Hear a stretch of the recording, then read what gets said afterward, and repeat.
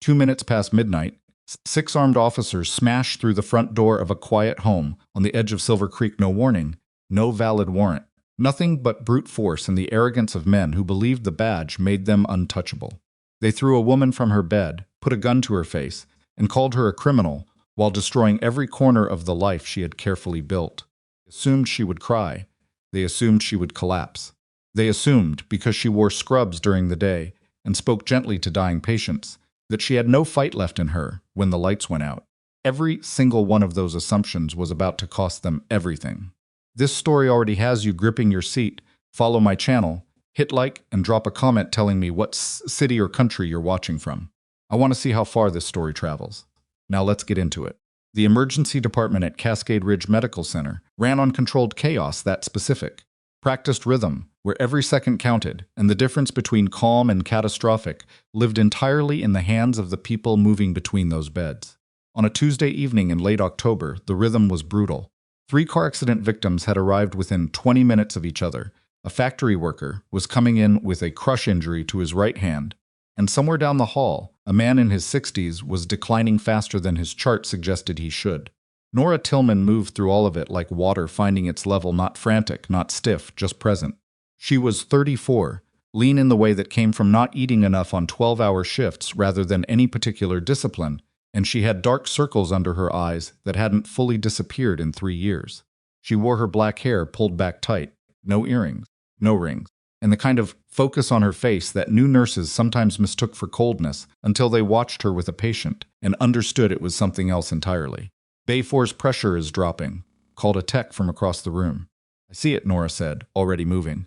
She didn't run running spread panic, but she covered the distance fast, adjusting the drip line before the attending physician even turned around. Dr. Preston Hale glanced at her adjustment and then at the monitor and gave a small nod. Catch.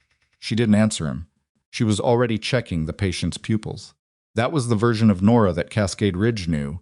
Efficient, quiet, a little hard to read, excellent under pressure. She'd been there for 2 years, transferred from a position at a military medical facility that she didn't talk about much, and she had a reputation among the night staff for being the person you wanted in the room when everything went sideways. The day nurses thought she was standoffish. The night nurses thought she was the best thing that had happened to that floor since the new trauma bay opened. Outside the hospital, Nora Tillman lived a small, deliberate life. A rented house on Aldermore Street, about 4 miles from the hospital, in a neighborhood that was neither nice nor terrible, the kind of block where people kept to themselves and the sidewalks needed repair, and you could hear the highway if the wind was right. She had a vegetable garden in the back that she tended badly. She had a truck that needed a new alternator and kept getting postponed. She had a brother named Caleb who called every Sunday, and a handful of colleagues she got drinks with occasionally, and nothing that looked, from the outside, like a complicated history. That was intentional. The night that changed everything started ordinarily enough. Nora finished a 12-hour shift at 11:15, drove home with the windows down despite the cold because she needed the air, made a piece of toast she didn't finish, and was asleep before midnight. She didn't hear the vehicles pull up. She heard the door. The sound of a dead bolt failing under a ram isn't subtle, it's a specific violence, a crack and a bang that the body understands before the brain does. Nora was on her feet before she was fully conscious, standing in the center of her bedroom, with her hands loose at her sides, and her breathing already controlled. Some deeper part of her running its own calculations before she had a single clear thought. White light swept across the window. Multiple beams. Multiple vehicles. Silver Creek PD, stay where you are. The bedroom door came open the same way the front door had not turned, just broken. The officer who came through it was big, tactical vest, rifle up, flashlight mounted and blinding. Behind him, 2 more. Nora put her hands up slowly, deliberately. She didn't speak. Get on the ground. Get on the ground right now. She lowered herself, carpet against her knees, then her palms. Cold floor. The grain of the wood under the cheap carpet digging into her skin. She stayed perfectly still while a knee landed in her back, and her wrists were cuffed behind her, and she breathed through the pressure, slow and even, and did not make a sound. From the hallway, she could hear drawers being pulled, things hitting the floor, a lamp breaking, the specific clatter of a medicine cabinet being emptied into a bag. They were searching not cautiously, not carefully, but with the energy of people who already knew what they were going to find, because they had put it there. She heard a voice she didn't recognize from somewhere near the living room. Older male, with the particular cadence of a man who liked the sound of his own authority. Clear the back bedroom. Check the closet. Everything goes into evidence. They hauled her to her feet and walked her out through her own house. She caught glimpses as they moved her kitchen drawers open and emptied onto the linoleum, her bookshelf partially dismantled, a box she didn't recognize sitting on her coffee table. That box. She'd never seen it before in her life. In the living room, standing near the window with his arms crossed and a look of practiced boredom on his face, was a man in a lieutenant's uniform, mid-40s, broad-shouldered, going soft around the middle. He had the weathered look of someone who had spent years outdoors and the comfortable authority of someone who hadn't been questioned seriously in a long time. Nora Tillman, he said, like he was reading from a list. That's me, she said. Lieutenant Roy Farrell, Silver Creek, PD. He glanced at the box on the table without pointing to it. We have a warrant to search your property based on information that you've been involved in the illegal distribution of controlled substances obtained from Cascade Ridge Medical Center.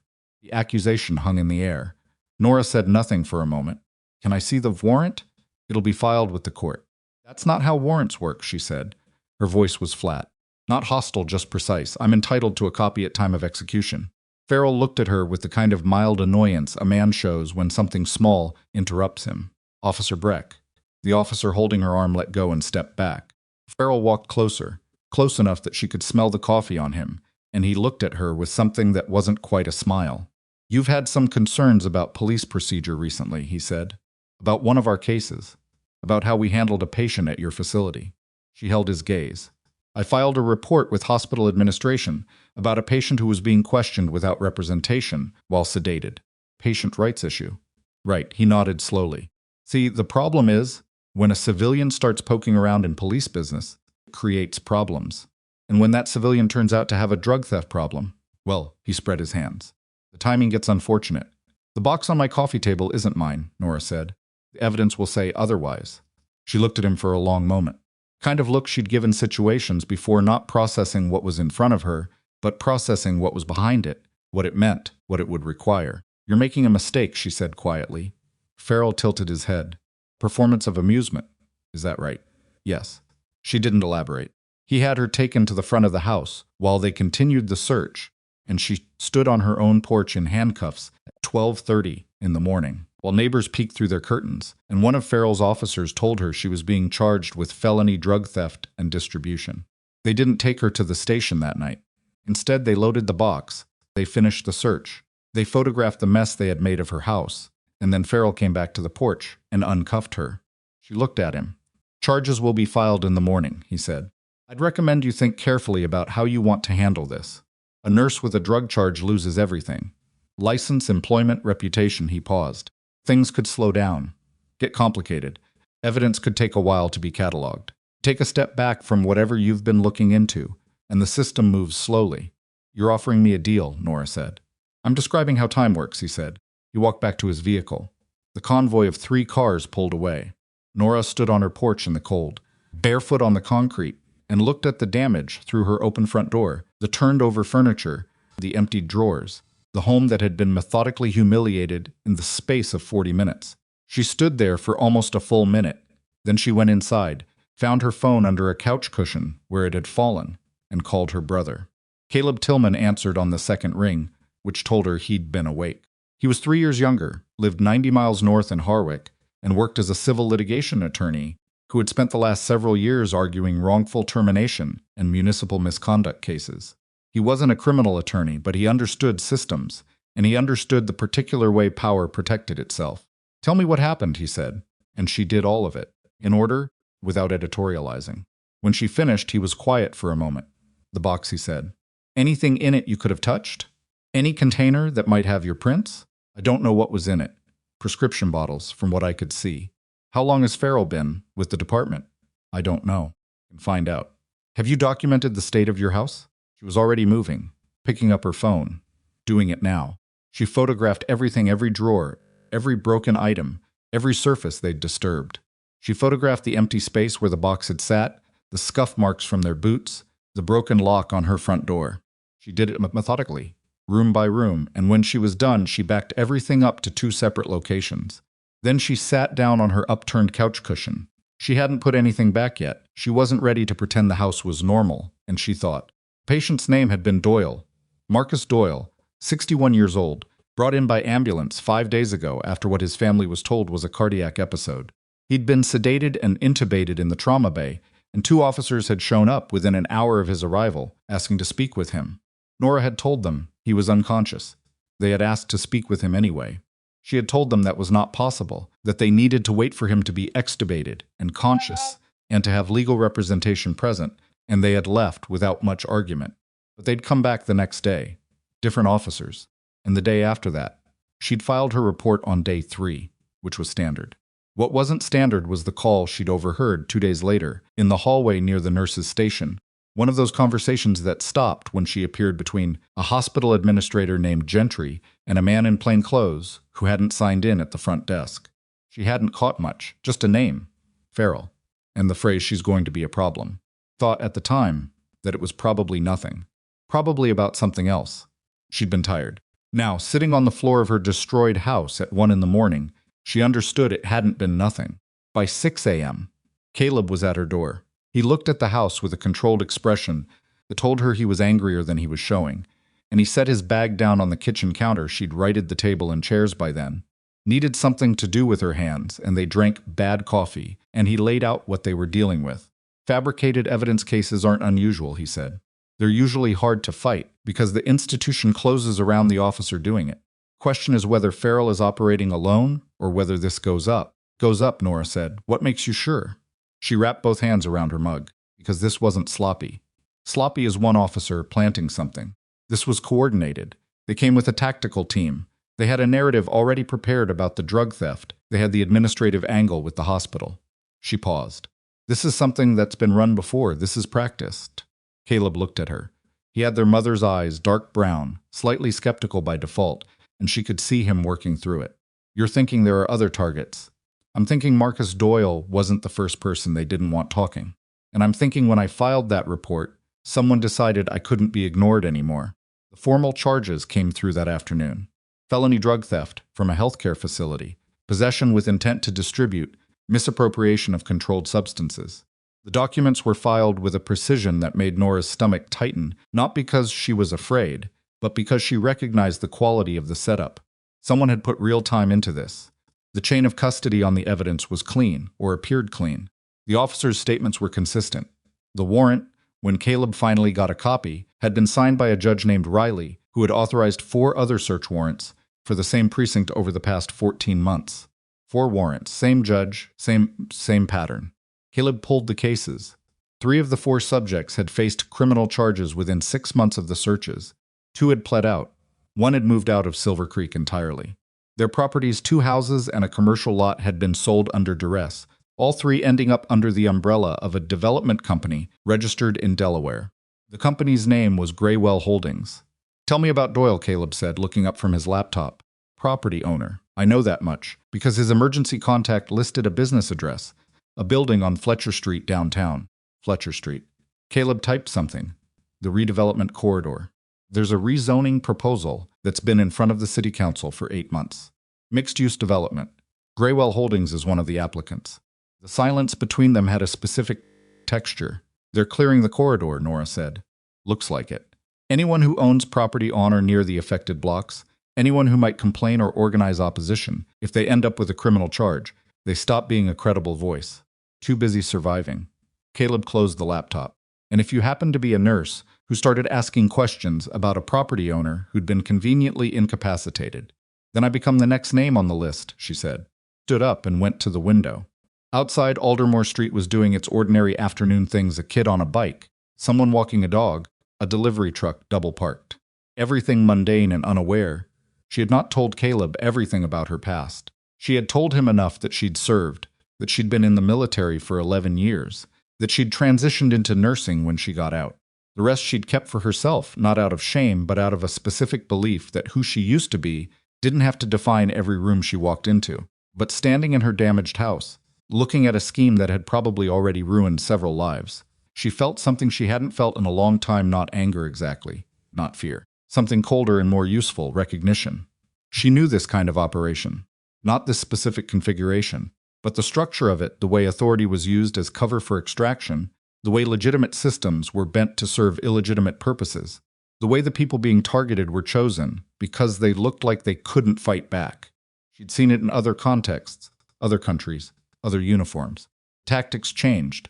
The logic never did, and she knew with the same quiet certainty she'd carried into every hard situation she'd ever survived, exactly what she needed to do. I need 3 things, she told Caleb. Access to the city property records for the Fletcher Street corridor going back 5 years. Contact inside the department who isn't connected to Farrell's precinct. And someone who can do a forensic analysis on the drugs in that evidence box. Caleb looked at her. He'd grown up with her. He knew when she'd shifted registers. Nora, I'm not going to run, she said. I'm not going to take a deal. And I'm not going to wait for them to build a better case against me while Doyle is still in that hospital room with limited visitors. She turned from the window. I'm going to find out how deep this goes, and I'm going to bring it apart. And I need you to help me do that legally. There's a city investigator, he said slowly. Independent office, not precinct affiliated. Her name is Sandra Okafor. I've worked opposite her on 2 cases. Clean. Can you reach her? I can try. Try today. Called Sandra Okafor that evening. Didn't answer. She called back within the hour, and she listened to Caleb's summary without interrupting, and at the end she said she wanted to speak to Nora directly. They met the following morning in a diner 2 towns over Sandra's choice of location, which Nora took as a good sign. Sandra Okafor was in her early 50s, compact, with a deliberate way of occupying space that reminded Nora of people she'd worked alongside in very specific circumstances. She listened to Nora's account of the raid, the prior incidents with Doyle, and the Graywell connection, and she asked 4 questions. The judge's name, the name of the officer who had physically cuffed Nora, the exact phrasing of Farrell's implied deal, and whether Nora had any documentation of the house's state immediately after the raid. Nora showed her the photographs. Sandra looked through them carefully, slowly, the way someone does when they're building something in their head, and then she handed the phone back. I've seen Riley's name before, she said, on warrants that didn't sit right. I never had enough to move on it. She looked at Nora directly. The department doesn't know I'm talking to you. I'd like to keep it that way while I pull records. That means you can't be visible. If Farrell knows you're building something, he'll accelerate the charges and find a way to get you detained before you have anything solid. Understood, Nora said. Where will you be? Nora thought about it. Her house was compromised. She had no illusions about whether they might come back, or whether it was being watched. She couldn't stay with Caleb, because that was too obvious. She needed somewhere unremarkable. I'll manage, she said. Sandra gave her a number, not the department line, a personal cell, and told her to check in every 48 hours. Then she picked up her coffee, drank the last of it, and left without looking back. Caleb walked Nora to her truck in the parking lot, and she could see him working up to something. You're not just a nurse, he said. She unlocked the door. I'm a nurse, Nora. He put a hand on her arm, not grabbing just contact. Brotherly. I know you were special operations. You told me enough over the years, even when you thought you were being vague. I'm not asking you to explain it. I'm asking you to be honest with me about how dangerous this is. She looked at him for a moment.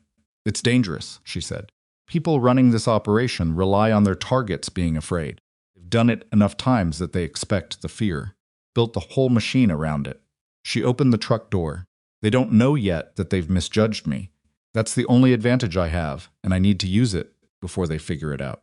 She drove away, and Caleb stood in the parking lot, watching her go, and he had the particular expression of someone who understood, maybe for the first time, that his sister had always been the most dangerous person he knew.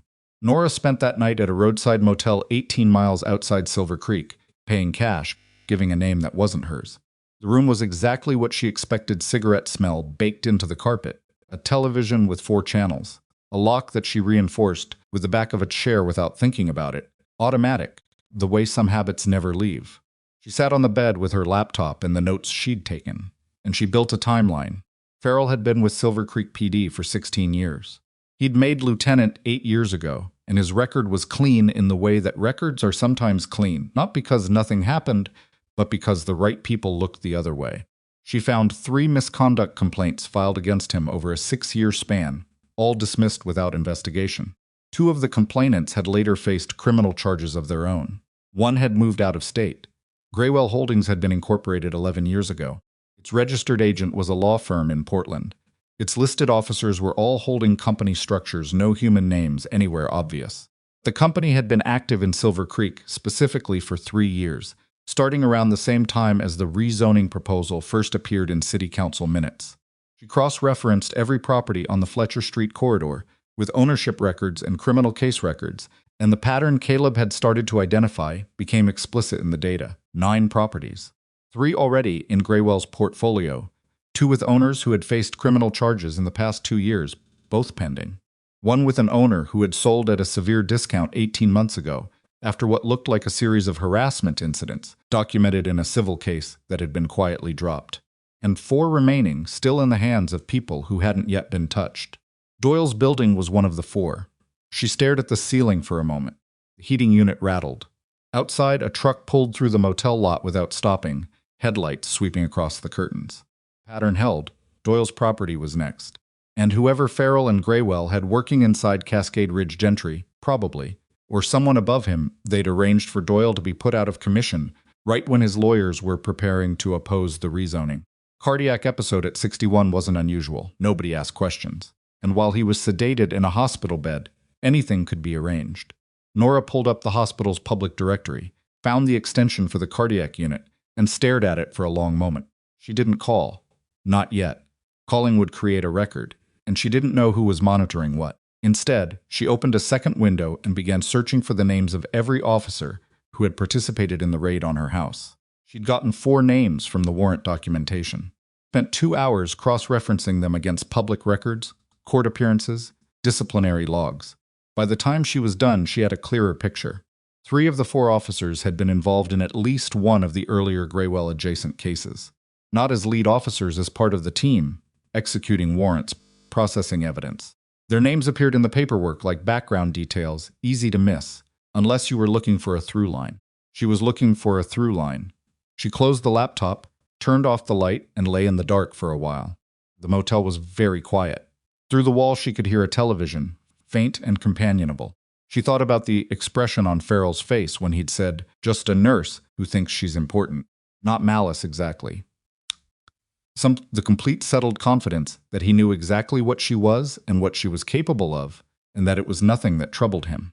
She'd seen that expression before, in different places, different faces.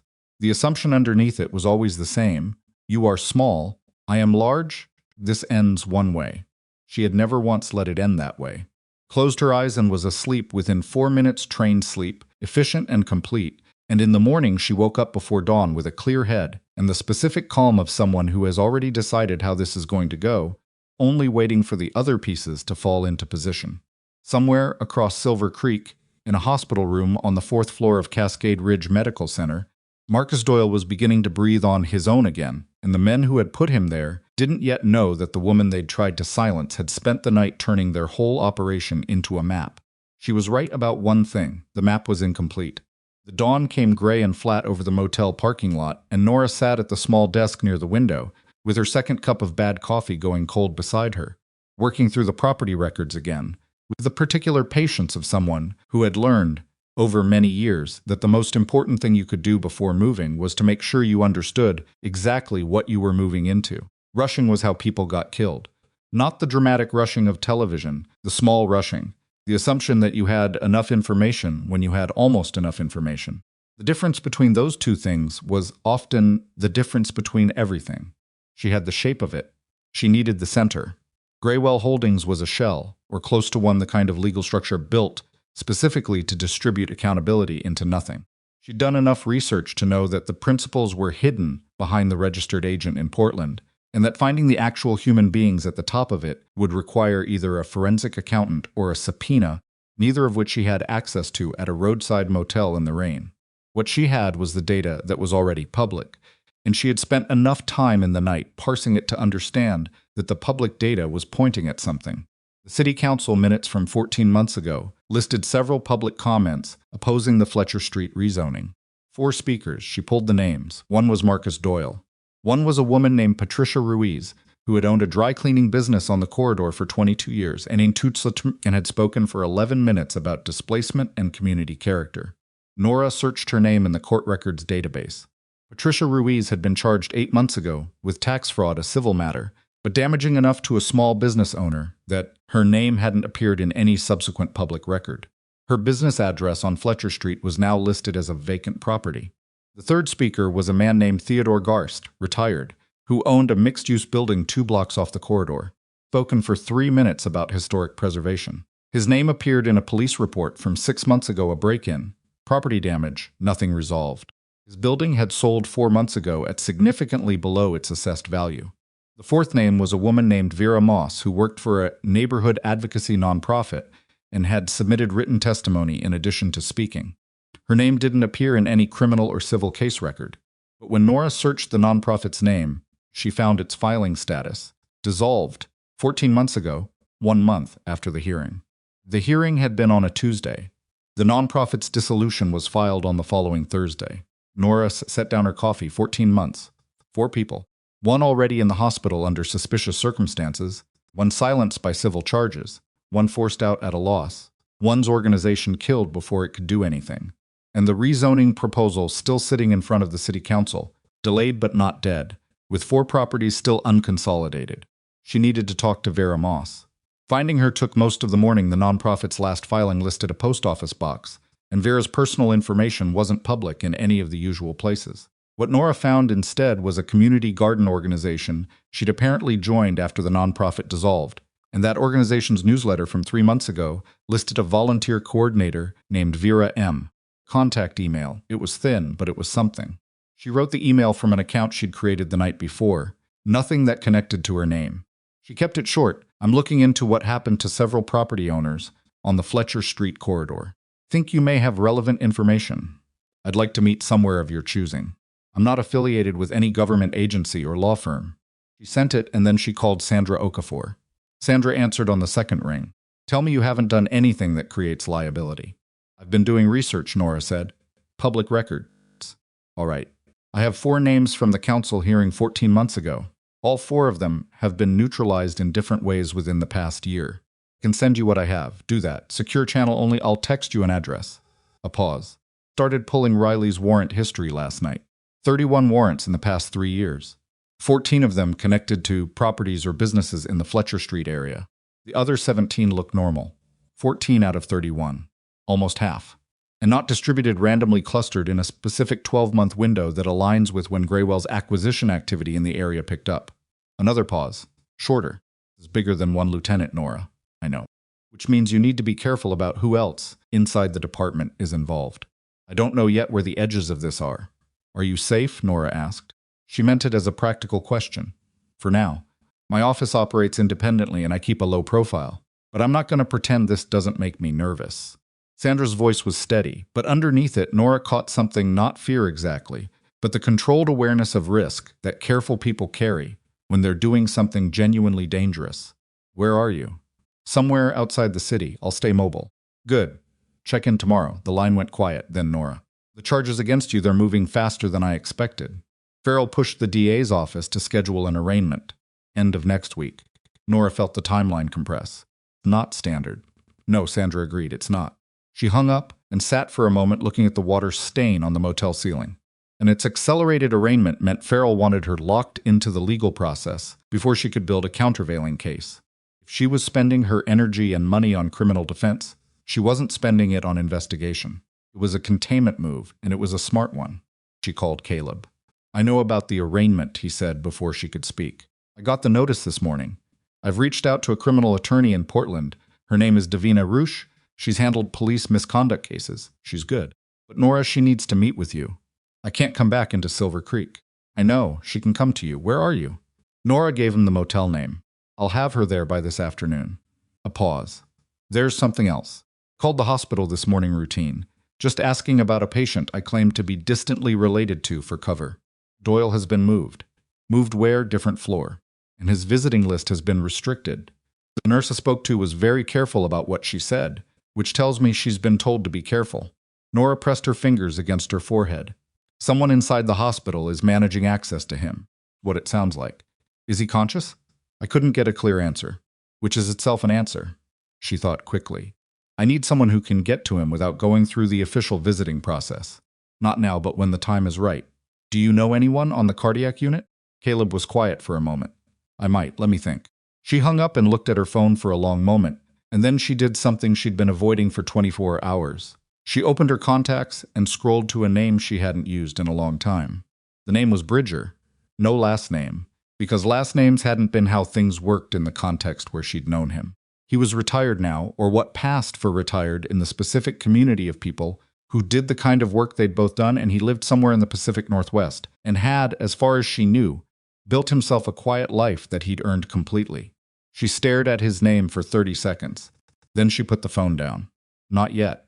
That was a last resort, and she wasn't there yet. Davina Roosh arrived at 3:15, driving a 10-year-old Subaru, wearing a blazer that had seen better days and carrying a briefcase that looked like it had seen worse ones. She was in her mid-40s, compact, with the particular energy of someone who ran on a combination of genuine conviction and insufficient sleep. She shook Nora's hand, sat in the motel room's single chair, and looked at Nora with an appraising directness that Nora found immediately reassuring. "Caleb says you're not going to take a deal," she said. "No." "Good. Because from what I've read this morning, the deal they'd offer would require you to admit to conduct you didn't engage in, and anything you admitted would follow you forever." Davina opened the briefcase and pulled out a legal pad. "Tell me what happened." "All of it," Nora told her. She was precise and chronological, and she left nothing out, including the conversation with Farrell on the porch that could be characterized as a threat or as extortion, depending on how you framed it. Davina wrote steadily. When Nora finished, she asked 2 questions: whether Nora had kept any medications at home that could be confused with controlled substances, and whether she'd had any personal conflicts with anyone at Cascade Ridge that might provide a credible motive for the accusations. "No to both," Nora said. "Any relationships with patients that went beyond professional?" Nora looked at her. "That's not how I work." Davina met her gaze without apology. "I have to ask. Planted evidence is defendable, but it's easier to defend when there's genuinely nothing on the other side." She made a note. "The forensic analysis of the evidence, has that been requested?" I asked about it. "The evidence is in police custody. We can petition for independent testing. It'll take time." Davina tapped the pen against the pad. "Here's what concerns me. The accelerated timeline suggests they want this moving before any investigation into their conduct gains traction, which means our best defense is also our best offense. If we can show a pattern of misconduct and fabrication, we change the story. We stop being the defense and start being the exposure." She paused. "But that requires evidence I don't have yet." "I'm working on it," Nora said. Davina looked at her for a moment. "Caleb said you had a background that might be relevant." It was vague. He should stay vague. Okay. Davina didn't push. "What I need from you is to stay out of Silver Creek and out of any direct contact with the officers involved. Whatever you're doing from a distance, I don't need to know the details, but don't put yourself in a position where they can add charges." She stood, clicked the briefcase shut. "I'll file the response to the arraignment notice today and request the forensic testing. That buys us some procedural room." After she left, Nora sat with the renewed quiet of the motel room and thought about what Davina hadn't said, that the case against her, on paper, was solid. Planted evidence would look real until proven otherwise. Timeline between her patient advocacy and the charges would look like coincidence to anyone not already looking for the connection. And Farrell had 16 years of institutional trust behind him to her 2 years of employment at a hospital she'd already been suspended from pending investigation. On paper, she was losing. She'd been in positions like that before. Not this specific shape, but the same essential geometry outgunned, under-resourced, holding a smaller hand than the people across the table. The mistake people made in those situations was playing defensively. Defending a losing position just slowed the loss. You had to find the thing they hadn't anticipated, and you had to move toward it before they understood what you were doing. Her phone buzzed, an email reply already. She hadn't expected that. "I know who you are. I've been waiting for someone to come looking. Name a place." "Vera Moss." They met that evening at a roadside rest stop halfway between Silver Creek and the town of Millhaven, which was Vera's eye and showed good instincts.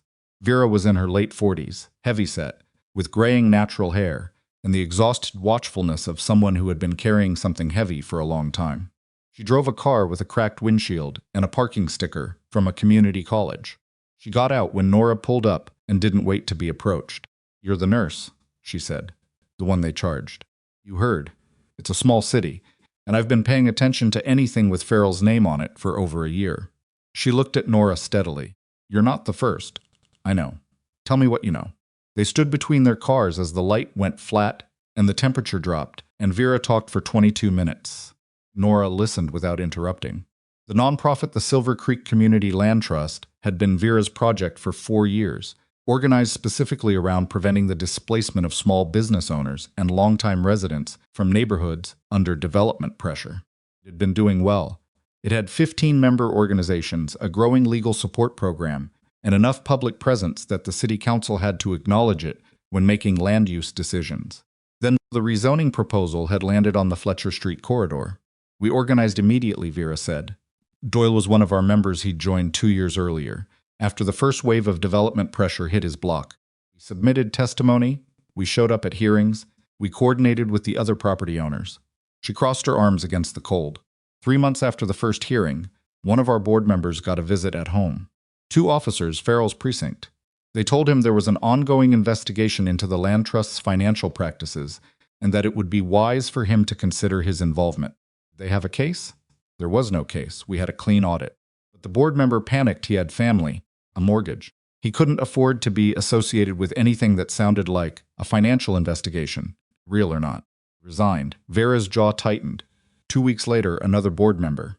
Same visit, different officers. Then the IRS sent an inquiry letter, later found to be procedural and completely routine, but it arrived in the middle of everything else. She shook her head. We fell apart, not from any external blow from fear. From the weight of sustained, targeted pressure until the people who were doing good work decided it wasn't worth the cost to themselves. And the dissolution. I filed it myself. Not because I wanted to. Because I was protecting the remaining members if the organization existed. It was a target. Dissolving it meant the individuals were harder to aggregate. She looked at Nora. I've been working alone since then. Documenting. Watching. I have records of every property sale on the corridor, every criminal case connected to corridor residents, every officer, name I could connect to the pattern. Nora went very still. You have documentation, 14 months of it. Hard copies? And digital with off-site backup. Vera's expression shifted, something wary, and also underneath it, something that had been waiting a long time to be useful. I didn't come forward because I had no one to bring it to. Everyone inside the city I thought about approaching. I didn't know who was connected. I didn't know how far the money went. She looked at Nora directly. But you have a lawyer, and you have Sandra Okafor's number, apparently, and you have something else I can't quite put my finger on. What do you mean?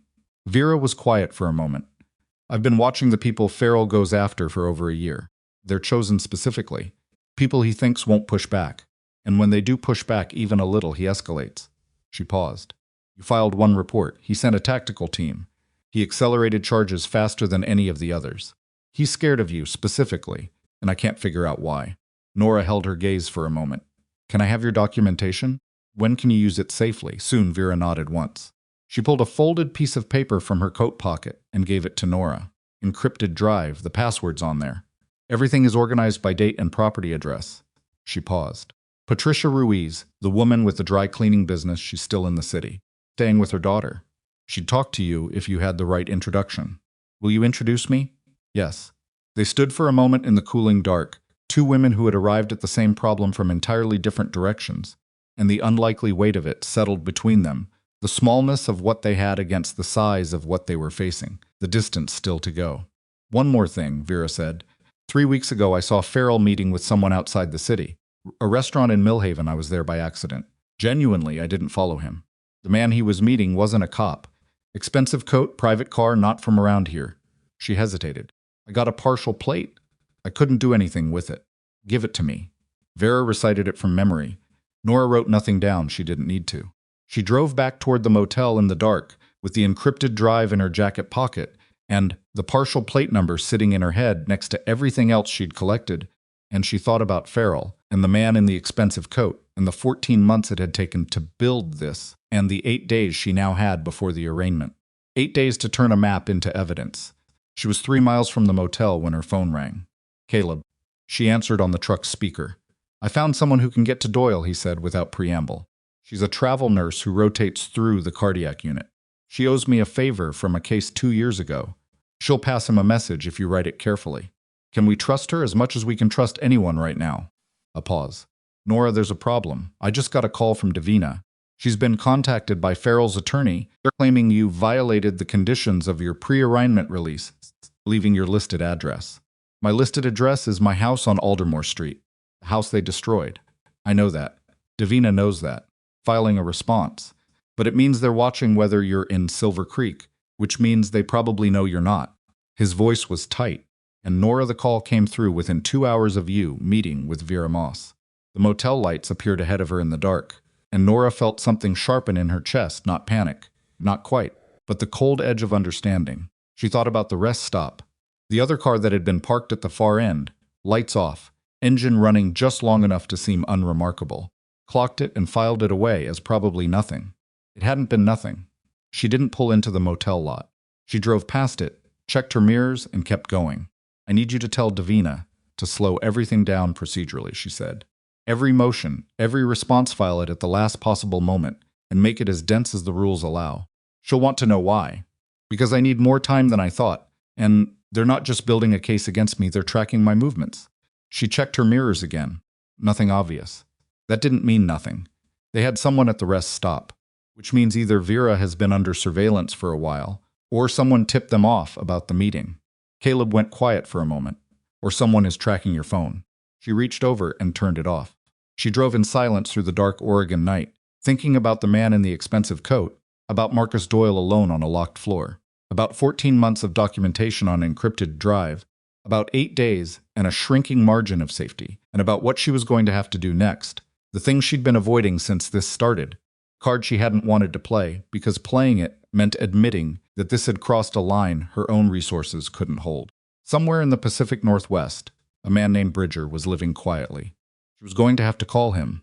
She bought a burner phone at a gas station 20 miles outside Silver Creek, paid cash, and sat in the truck in the parking lot with the engine running and the heat on low while she powered it on and dialed the number she'd had memorized for 4 years without ever expecting to use it. It rang 6 times. She was preparing to hang up when he answered. Yeah, just that. No name, no greeting.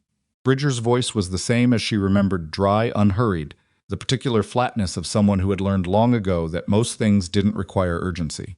Tillman. A pause, not long, maybe 2 seconds. Okay. I'm in a situation, I figured, if you're calling this number. Another pause. How bad? Corrupt lieutenant in a mid-sized Oregon city. Connected to a developer, pattern of manufactured criminal charges to clear a real estate corridor. I'm one of the targets.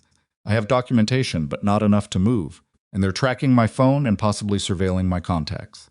She kept it brief. That was the only language Bridger had ever responded to.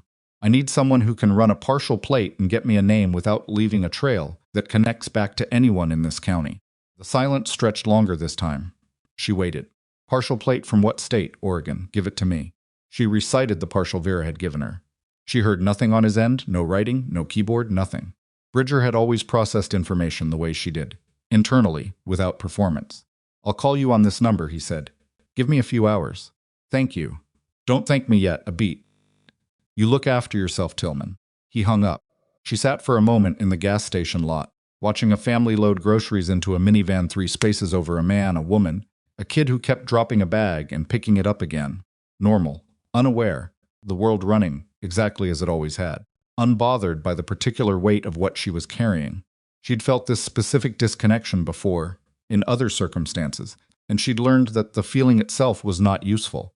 The family didn't know, and that was fine, and what she needed to do was get back to work.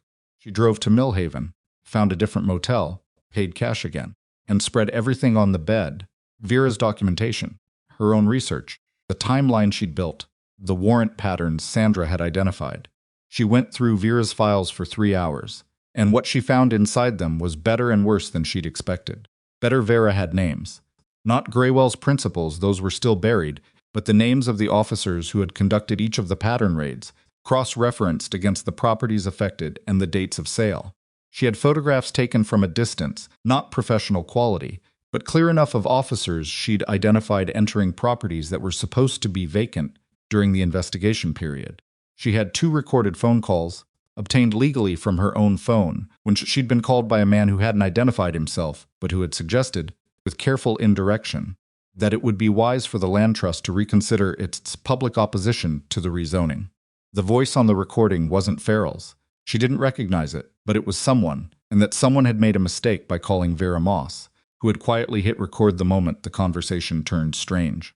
Worse, the scale. Nora had been thinking in terms of Farrell and 1 or 2 connected officers. Vera's documentation mapped something considerably larger. 11 officers across 2 precincts, not just Farrell's. A city planner named Dorset, whose signature appeared on 3 amended property assessments that had reduced the tax burden on Graywell-acquired properties retroactively, reducing the paper trail of value those properties had held before acquisition. And Judge Rayleigh Sandra had already flagged him. But Vera had something Sandra didn't, a photograph of Riley at a private dinner, seated next to a man whose face she'd captured only partially, but whose private car had appeared in City Hall's visitor parking logs on 6 separate dates over the past year. The man from the restaurant in Millhaven, the man in the expensive coat. Nora stared at that photograph for a long time. Half a face soft focus, the angle wrong. But it was something, it was a thread. Her burner phone rang at 11:40. Tillman. Bridger's voice. Go ahead. Partial plate comes back to 3 possibles for that make and model in Oregon. 2 are private individuals, clean, no connection to anything you'd care about. 3rd is registered to a leasing company out of Portland. Corporate account. A pause. Leasing company's client list isn't public, obviously. But the account that vehicle is billed to has a name attached. Harlan Voss. She wrote nothing down. Who is he? Principal of a real estate investment group called Voss Capital Partners. Portland-based. Active in municipal development deals across 4 Oregon cities in the past 7 years. No criminal record. Clean public profile. Big donor to several city council campaigns, including 2 in Silver Creek. There it was. Voss Capital Partners, she said. Is there a connection to a Delaware entity called Graywell Holdings? I need more time for that. Might be findable, might be structured specifically to prevent it. His voice was measured. What I can tell you is that Harlan Voss had dinner with a Silver Creek judge and a city lieutenant in a restaurant in Millhaven. And that's the kind of thing that tends to matter. It matters, she said. You going to be all right? Working on it. He gave a quiet sound, not quite a laugh. Something more like acknowledgement, and ended the call. Harlan Voss, she had a name for the center of it. She slept 4 hours, woke before light, and spent the early morning building the new layer of the map with Voss at the center. His public profile was exactly what Bridger had described: clean, civic-minded, the kind of developer who showed up at ribbon-cutting seasons and gave money to library funds, and never had his name attached to anything that would raise a question. Voss Capital Partners had completed 9 development projects across Oregon in the past 7 years, pulled records on everyone. In 3 of the 4 other cities where Voss had been active, there were traces of the same pattern: accelerated property acquisitions in specific corridors preceded by what looked, in the public record, like routine law enforcement activity, warrant clusters, criminal charges against small property owners, property sold under duress. In one city, a neighborhood advocacy group that had dissolved 18 months into a development push. In another, a city council member who had opposed a rezoning and then abruptly reversed his position after a police investigation into his business was opened and then quietly closed. The investigations were the lever, not the outcomes, the opening of them. Threat of process was enough to move most people, and for the ones it didn't move, the charges followed. She had been one of the ones it wasn't supposed to move. She was supposed to simply disappear from the picture, pressured out of her job, her credibility destroyed, too consumed by her own legal survival to be a problem. The difference was that she wasn't most people, and they hadn't known that when they chose her. By 7 in the morning, she had a clear enough picture to take to Sandra. She called from the burner, gave the information in a structured summary: Voss's name, the cross-city pattern, the dinner with Riley and Farrell, the connection she suspected between Voss Capital and Graywell, and waited while Sandra processed it. I need a day to verify independently, Sandra said. If I can tie Voss to Graywell through the Delaware registration, we have a financial conspiracy that goes well above Farrell's level. Changes what agency handles this. Federal? Possibly. A multi-city pattern of law enforcement corruption tied to a real estate scheme. That's the kind of thing the FBI takes jurisdiction on. A pause. Which is good news for the strength of the case and complicated news for the timeline. Federal investigations move slowly. I have 6 days until the arraignment. I know. The arraignment doesn't have to be the end of anything. Davina can keep it procedural. But Nora, if Farrell knows we're building this, he'll try to disrupt it. And if he's reporting to Voss, Voss has more resources than a mid-grade lieutenant. I know, Nora said. I need one more thing from you. Marcus Doyle, is there any avenue to reach him directly? Not through the hospital's official channel. Sandra was quiet for a moment. His daughter filed a complaint with my office 2 days ago about restricted visitation. I have grounds to follow up on that complaint in person. Another pause. I could visit the cardiac unit this afternoon in an official capacity. If he's conscious and can speak, I need to know what he was about to expose before they put him in that hospital. Whatever he knew about the rezoning, about Graywell, about the pressure campaign, if he has direct evidence, his testimony changes everything. I'll go this afternoon. Sandra's voice had the careful steadiness of someone making a decision they understand the full weight of. Be careful, Nora. Especially now. She hung up, and the motel room was very quiet, and she sat for a moment with the specific stillness of someone who has reached the point where all the preparation ends and the thing itself begins. A call from Caleb came at noon. She got to him, he said. The travel nurse who owed him the favor. She passed your message, and she stayed in the room long enough to get a response. What did he say? He said. Caleb's voice shifted slightly, the way it did when he was reading. Third drawer, blue file, address on the back page. That's verbatim. He also said one other thing. A pause. He said they came to the hospital. Police, someone else. The night before my episode. Nora went still. He's saying the cardiac episode wasn't natural. He's strongly implying it. He said he had a drink brought to his room by someone he didn't recognize who said they were from the hospital administration. And then he felt very wrong very quickly. Caleb's voice was tight. Not a doctor's diagnosis. That's his experience. But if there's any truth to it, this stopped being a real estate corruption case a long time ago. She pressed the heel of her hand against her forehead. Third drawer, blue file that's somewhere in his building on Fletcher Street? Has to be. His daughter has a key. She doesn't know what's in it, but she knows about the drawer he apparently told her before he lost consciousness. She's been afraid to go. Tell her to wait. Tell her I'll get there. Nora, you can't go into Silver Creek not alone. Not without preparation, she thought quickly. But that file might be the direct evidence property records, communications, whatever he had. If Doyle was organized enough to reference it from a hospital bed, he put it together specifically to survive this situation. We need it before Voss or Farrell think to look. And if they've already looked, then we'll know when we get there and find nothing. The silence on his end was the particular silence of a younger sibling trying to find the argument that will work, knowing from long experience that there probably isn't one. Careful, he said finally. I will. She wasn't being reckless. She knew exactly what going into Silver Creek meant, the risk of being spotted, of triggering whatever surveillance Farrell had running, of walking into the city where she was facing charges and where an unknown number of officers were working against her. She knew all of it, and she weighed it against the alternative, which was waiting at a distance, while a file that could collapse the entire case against her sat in a building that Graywell almost certainly wanted to acquire. There was no good option. There was just the one that moved things forward. She left at 2 in the afternoon, taking back roads, adding 40 minutes to the drive, watching her mirrors with the focused attention that people who had spent years watching for threats learned to make automatic. She'd changed her jacket, pulled her hair differently, stopped at a gas station to buy sunglasses she'd normally never wear. It wasn't a disguise she wasn't naive enough to think it was. It was just friction. Small differences that made recognition slower. She parked 3 blocks from Fletcher Street, on a residential street, where her truck was unremarkable among the other working vehicles, and she walked the rest of the way with her hands in her pockets, and her pace deliberate, not slow enough to look like she was trying to be unseen, not fast enough to attract attention. The corridor was quieter than she'd expected for a weekday afternoon. Several storefronts were dark, a for-lease sign in a window that she noted without looking directly at. Particular atmosphere of a neighborhood in the process of being pressured out of its own existence. Doyle's building was a 3-story brick structure, commercial ground floor, 2 residential units above. The ground floor had housed a printing business, but the windows were papered over, and a notice from the city was tipped to the door. She went around to the side entrance. The daughter, whose name was Renata, had given Caleb the code for the keypad, and Caleb had given it to Nora. Code worked. She went inside. The building smelled like old paper and machine oil, and the particular mustiness of a space that had been closed up for a few weeks. Printing equipment was still in place, hulking older machines that would cost more to move than they were worth. She moved through the ground floor without turning on lights, using the gray afternoon light from the papered windows, and found the stairwell at the back. 3rd floor, Doyle's office was at the end of the hall. Unlocked, he'd apparently stopped locking it some time ago, which either meant he thought he was safe or he'd accepted that locks wouldn't matter. The room was organized in the way that self-made people's offices often were, not neat by any formal standard, but with its own internal logic.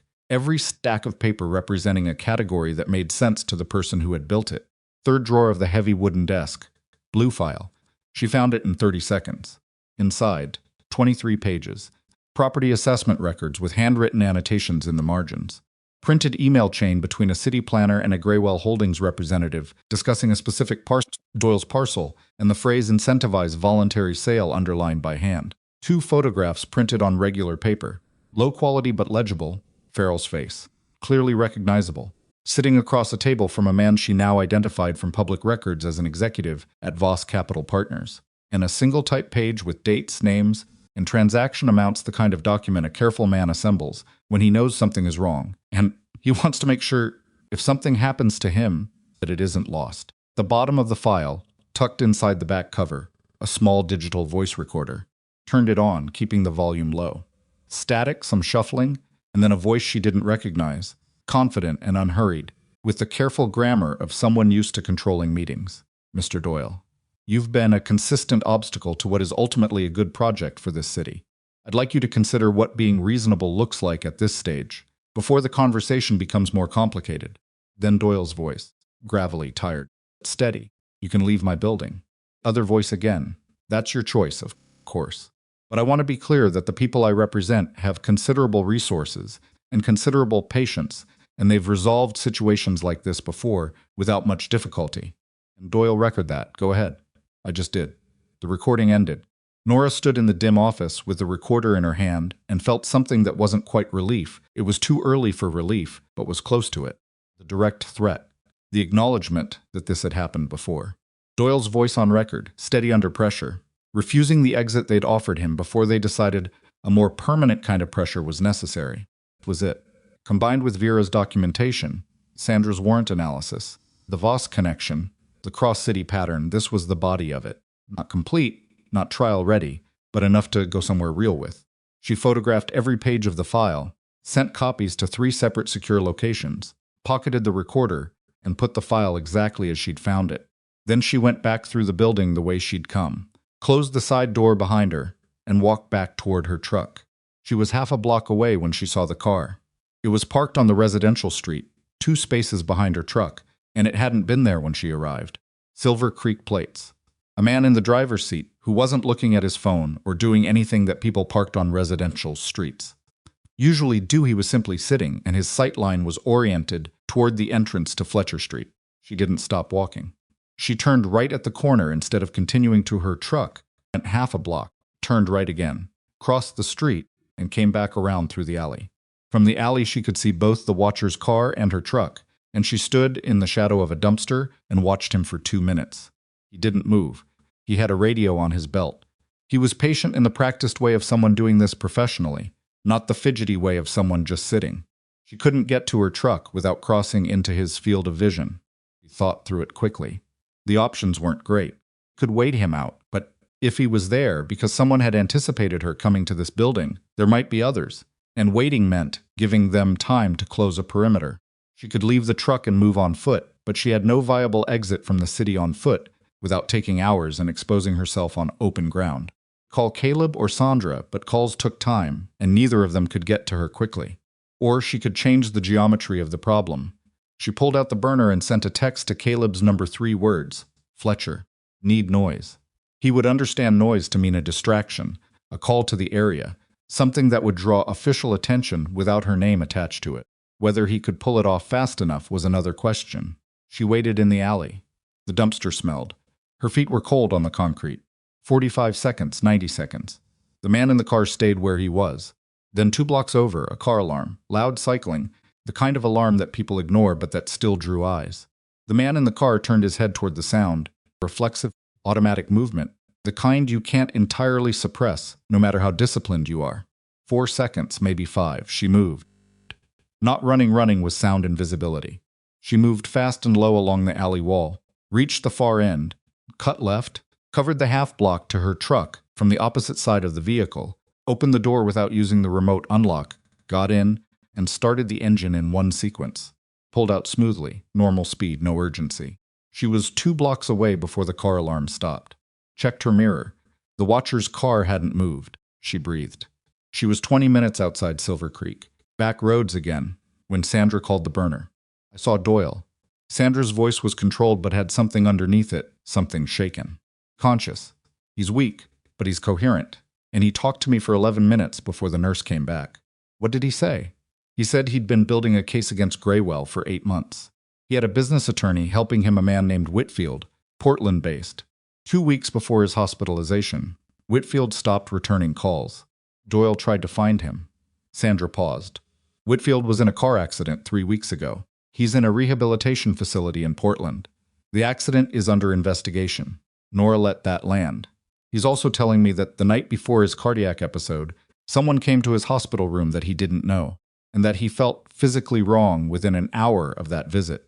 Sandra's voice had the steadiness of someone delivering something they wish they weren't delivering. The attending physician documented it as a cardiac arrhythmia secondary to the presenting condition. Doyle says he'd had a full cardiac workup 2 months earlier and was told his heart was fine. Is there any way to test retrospectively? For certain compounds, yes. The window is narrow, and he'd need to request it himself and have someone he trusts handle the sample, because if it goes through the hospital's normal chain, gets contaminated or lost, Nora said. Who does he trust? His daughter. And he said, Sandra stopped for a moment. He said to tell you that the recorder has a second track. He said you'd know what it meant when you heard it. Nora looked at the recorder sitting on the passenger seat. One button for playback, a second one she hadn't noticed recessed. Smaller. Pressed it. A different recording, shorter. And the voice on it was not a man making threats in a quiet office. It's Farrell. Unmistakably Farrell. She'd been in the same room with him. She knew the cadence of him. And he was talking to someone, relaxed, unguarded in the way people were when they believed they were completely private. Tillman's going to be a problem if we don't move fast. Voss wants it resolved before the council vote. I said, give me 2 weeks. Other voice. And if she doesn't fold? Farrell, then we make sure she's too buried to matter. I've done it before. She's a nurse. What's she going to do? Recording clicked off. Nora sat in the moving truck on a back road outside Silver Creek, with Farrell's voice still in the air of the cab, and she felt something she hadn't felt yet in this entire thing, not fear, not anger, but the specific, clarifying cold of understanding exactly what she was dealing with and what it was going to require. She's a nurse. What's she going to do? She put the recorder in the glove compartment and drove. The answer to his question was already in motion, had been in motion since the moment she'd stood on her broken porch in the dark and decided she was not going to take a deal and not going to run. She was 11 years of things Farrell couldn't imagine, and 6 days from an arraignment, and she had a recorder with his voice and Doyle's file, and Vera's 14 months of documentation, and Sandra Okafor working inside the system, and Davina Rush working the law. What she needed now was to get it all to the right place, before Farrell understood how badly he'd miscalculated. Picked up the burner and dialed Sandra back. How fast can you get what Doyle told you into a formal statement? If I go back tomorrow with a court reporter. Go tonight, Nora said. I have audio of Farrell discussing targeting me by name in coordination with Voss. I have documentation connecting Graywell to Voss Capital across multiple cities.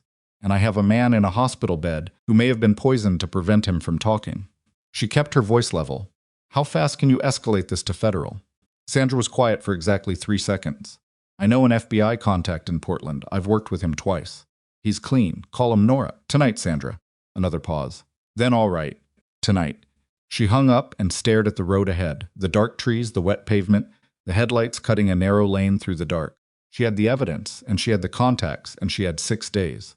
What she didn't have yet was certainty that Farrell wasn't already 2 steps ahead of her, and as the thought formed, her burner phone buzzed with a text from a number she didn't recognize. 4 words.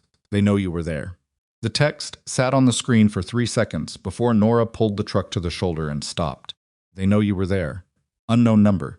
No follow-up. Stared at it long enough to make a decision about it. Not long, maybe 15 seconds. And then she texted 2 words, who are you? The response came in under a minute, someone who doesn't want this to go wrong. The watcher called it in. Farrell knows you went into the building. He doesn't know what you took. She read it twice. Then why are you telling me? A longer pause this time. Then because I've been filing reports for 8 months that went nowhere. And I'm done watching it go nowhere. A cop. Had to be someone inside the department who'd tried to work the official channel and hit a wall. She thought about how to respond, how much to trust, and settled on the minimum. Can you prove you're who I think you are? Reply was a badge number and a name, Officer Dara Finch. Silver Creek Precinct 2. Not Farrell's precinct. She filed the name and kept moving. She'd verify it through Sandra in the morning. But right now she needed to put miles between herself and the city before Farrell decided that knowing she'd been at the building was reason enough to move.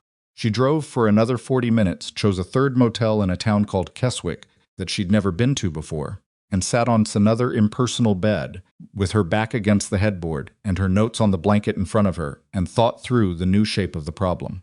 They knew she'd accessed the building. They didn't know what she'd taken, which meant they didn't know about the recorder's second track, and they didn't know she had Doyle's file photographed and distributed to 3 secure locations. The watcher's report to Farrell would tell him she was still operating, still in reach of Silver Creek, still a problem which would accelerate whatever he was already planning. She needed the federal contact to move faster than federal contacts normally moved. She called Sandra at 11:15 and told her about the text from Finch. "I know that name," Sandra said immediately. "She filed a misconduct complaint through my office 6 months ago, one of the warrants on the corridor properties. The complaint was dismissed by my director before I saw it. I found the filing by accident 2 weeks ago and wondered why it never came to me." A pause. "I'll reach out to her directly." Off channel. "And the FBI contact?" "Called him tonight. His name is Agent Rourke, Portland Field Office. He wants to meet." Sandra's voice had the texture of someone who had not slept and was not planning to. "Tomorrow morning. He wants you there." "That's a risk." "I know. But he won't move without meeting the primary source, and Nora, he already knew Harlan Voss's name. When I said it, he went quiet in a specific way. I've been in enough rooms with federal investigators to know what that specific quiet means. He has a file on Voss, that's my read." Nora looked at the ceiling. The risk of showing up to meet an FBI agent was real. She was facing criminal charges. She was technically supposed to be accessible at a listed address she wasn't at. And if anything about Rourke's involvement was compromised, she was walking into a trap. Against that, if the FBI already had interest in Voss and needed a catalyst to open a formal investigation, she might be exactly the catalyst. And the moment a federal investigation opened, Farrell's leverage over her case evaporated. "Where does he want to meet?" "Portland, his office." "Tell him I'll be there," she said. 10 a.m. She slept badly 3 hours, interrupted twice by the particular kind of half-awake vigilance that kicked in when the stakes were high enough, the brain refusing to fully disengage. She was on the road before 6, stopped for coffee and a sandwich she ate while driving, and reached Portland at 9:40. The FBI field office was a federal building on a street that looked like every other federal building, rectangular, beige, the architecture of institutions that want to communicate permanence without personality. She sat in her truck in the parking structure for 5 minutes, running through what she was about to do, and then she got out and went inside. Agent Rourke was in his late 40s, tall, with the kind of face that had been unremarkable to begin with and had become more so through years of deliberate effort. He had the very specific energy of a federal investigator who had been patient for a long time and was now carefully becoming less patient. He met her in a conference room. Just him and Sandra, no one else. And he set a recorder on the table and looked at Nora with the kind of direct assessment that didn't bother dressing itself up as anything friendlier than it was. "I'm going to tell you what I know," he said, "and then you're going to tell me what you have. And then we're going to figure out whether what you have is what I need." "All right," she said. He had been building a file on Harlan Voss for 14 months. Voss Capital Partners had surfaced in a financial crimes investigation that had started in a completely different context, a wire fraud case in Medford, and Voss's name had appeared on the periphery, connected to a financing arrangement that looked structurally designed to move money through layers of corporate entities in a way that obscured its origin. That investigation had stalled because the Medford case collapsed, but Rourke had kept the Voss file open in the way careful investigators keep threads they don't have enough to pull yet. He had not, until Sandra's call the previous night, connected Voss to Silver Creek specifically. He had not had the Graywell Holdings link. He had not had Farrell's name. "What I need," Rourke said, "is a direct evidentiary connection between Voss and the law enforcement activity in Silver Creek. A financial conspiracy that uses police corruption as an enforcement mechanism that's RICO territory if I can build it. But I need the connection to be clean and direct, not inferential."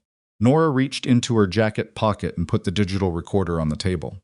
The first track is a recorded conversation in which an unidentified individual threatens Marcus Doyle with consequences for opposing the development. The individual acknowledges it's happened before. Doyle records him doing it. She pressed the button for the second track. The second track is Farrell, discussing me by name, referencing Voss by first name, describing what he's done to previous targets. Rourke listened to both tracks, without expression. When the second one finished, he looked at the recorder for a moment, then at Nora. "How did you obtain this?" "It was given to me indirectly by Marcus Doyle. The property owner currently hospitalized at Cascade Ridge Medical Center in Silver Creek, where I work as a nurse and where I was suspended following the filing of fabricated drug charges against me. She kept her voice even. Doyle made the recording himself on his own property. He left it for his daughter in a file she directed me to. The drug charges against you. Fabricated, planted evidence. I can document the chain of events, the prior incident that triggered Farrell's attention, and the pattern of identical conduct against other targets in the corridor. She pulled out her phone and placed it on the table beside the recorder. I have Vera Moss's 14 months of documentation, my own compiled research, Sandra's warrant analysis connecting Judge Riley to the pattern, and the cross-city pattern connecting Voss Capital to identical conduct in 3 other Oregon municipalities. Rourke looked at all of it without touching it yet. He had very controlled hands, she noticed, because she noticed things like that. Habit, and they were flat on the table in front of him. The charges against you expire as a problem if this becomes a federal investigation, he said. The fabricated nature becomes part of the case rather than something you have to disprove separately. I understand that. I want to make sure you're not here, primarily because of the charges. She met his gaze. I'm here because a man in a hospital bed may have been poisoned to silence him. A woman lost her business to a harassment campaign. 4 people who spoke at a public hearing have been systematically dismantled. And an attorney connected to Doyle is in a rehabilitation facility after a car accident that is under investigation. The charges against me are a symptom. I want the disease. Did her for a long moment. Okay, he said. Let me see what you have. She spent 4 hours in that conference room. Rourke asked precise questions and took precise notes, and at no point did he tell her she'd done something wrong, or that the evidence was insufficient, or that the case wasn't there. What he told her, at the end of it, was that he needed 72 hours to run parallel verification on the Voss Capital Grywell link through financial records his office had access to, and that if the link held, he would open a formal investigation, at which point he would be contacting the Silver Creek DA's office regarding the charges against her. 72 hours, she said. I have 5 days until arraignment. The link holds. You won't be going to arraignment, he said. I'll make a call before that point. She left the building at 2 in the afternoon and stood on the sidewalk in the gray Portland drizzle and felt the particular exhaustion of having done something significant without yet knowing whether it had worked. The meeting had gone as well as it could have gone. That didn't mean anything was certain. She called Davina from the burner. There's federal movement. I can't give you details yet, but do everything you can to slow the arraignment procedure, every available motion, every possible procedural request. I've already filed 2, Davina said. I can file 1 more that will require a response from the DA's office before we proceed. That buys another 3 or 4 days if they're slow about it. Make them be slow about it. I'm good at that, Davina said with a dryness that was the first almost funny thing Nora had heard in days. She drove back east out of Portland and found a diner outside the city and ate an actual meal for the first time in 36 hours, eggs, toast, had coffee. Sitting in a corner booth with her back to the wall and her eyes on the door, she recognized as a habit and couldn't quite turn off. The food helped. Sleep deprivation had a physical cost that she knew how to manage up to a point, but she was getting close to the edge of that point, and she needed to stay functional. The burner buzzed Sandra. I spoke to Dara Finch. In person, I drove to her address, not a call, and she's real, and she's been sitting on more than I expected. She has internal communications emails between Farrell and 2 senior officers that she copied before the department's IT locked her out of the shared drive. She was locked out 2 days after she filed the misconduct complaint.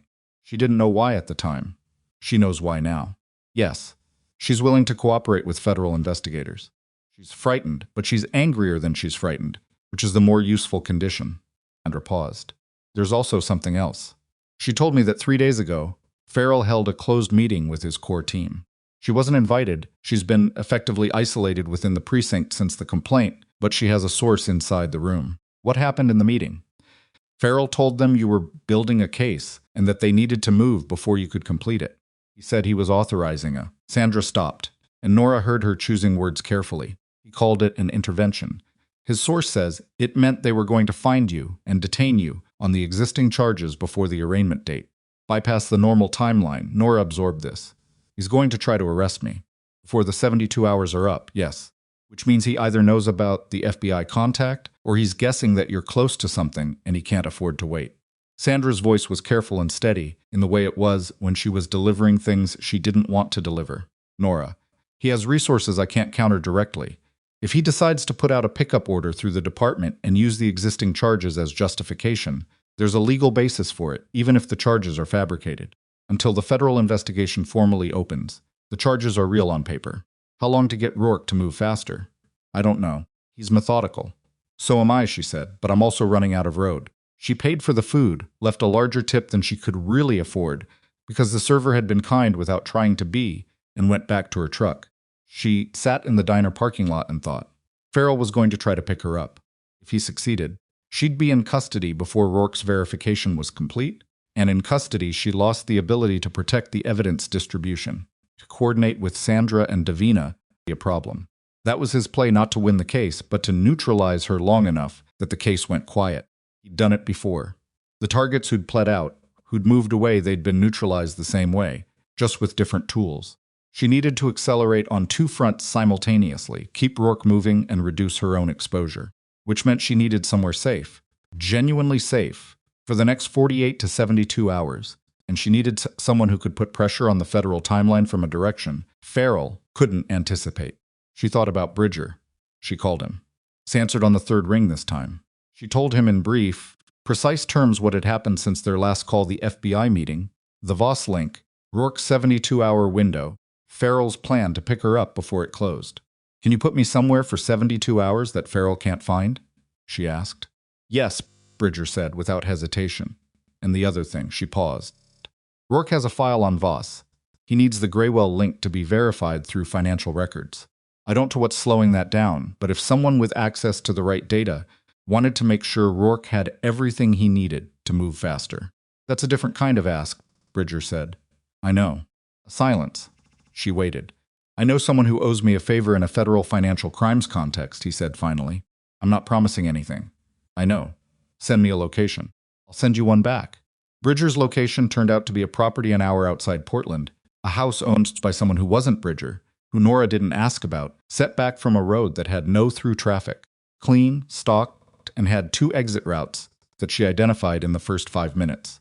Spent the next 12 hours there, sleeping in real blocks for the first time since this started, eating food that didn't come from a gas station, and working through the final pieces of her documentation with the specific calm of someone who has done what they can do and is now waiting for the machine to turn.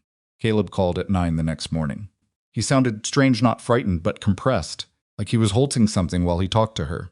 Farrell put out a pickup order last night, he said. Davina got the notification this morning. He's characterizing it as a flight risk determination based on your absence from your listed address. Can Davina contest it? She filed a response an hour ago. Slow them down, but won't stop them. Nora, his voice shifted. They went to my apartment. 2 officers last night at 11. They said they were checking if I'd had contact with you.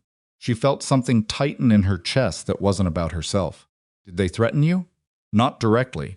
But they stayed for 40 minutes and went through every room with my so-called consent, which I gave because I didn't have anything to hide, and because refusing would have made things worse.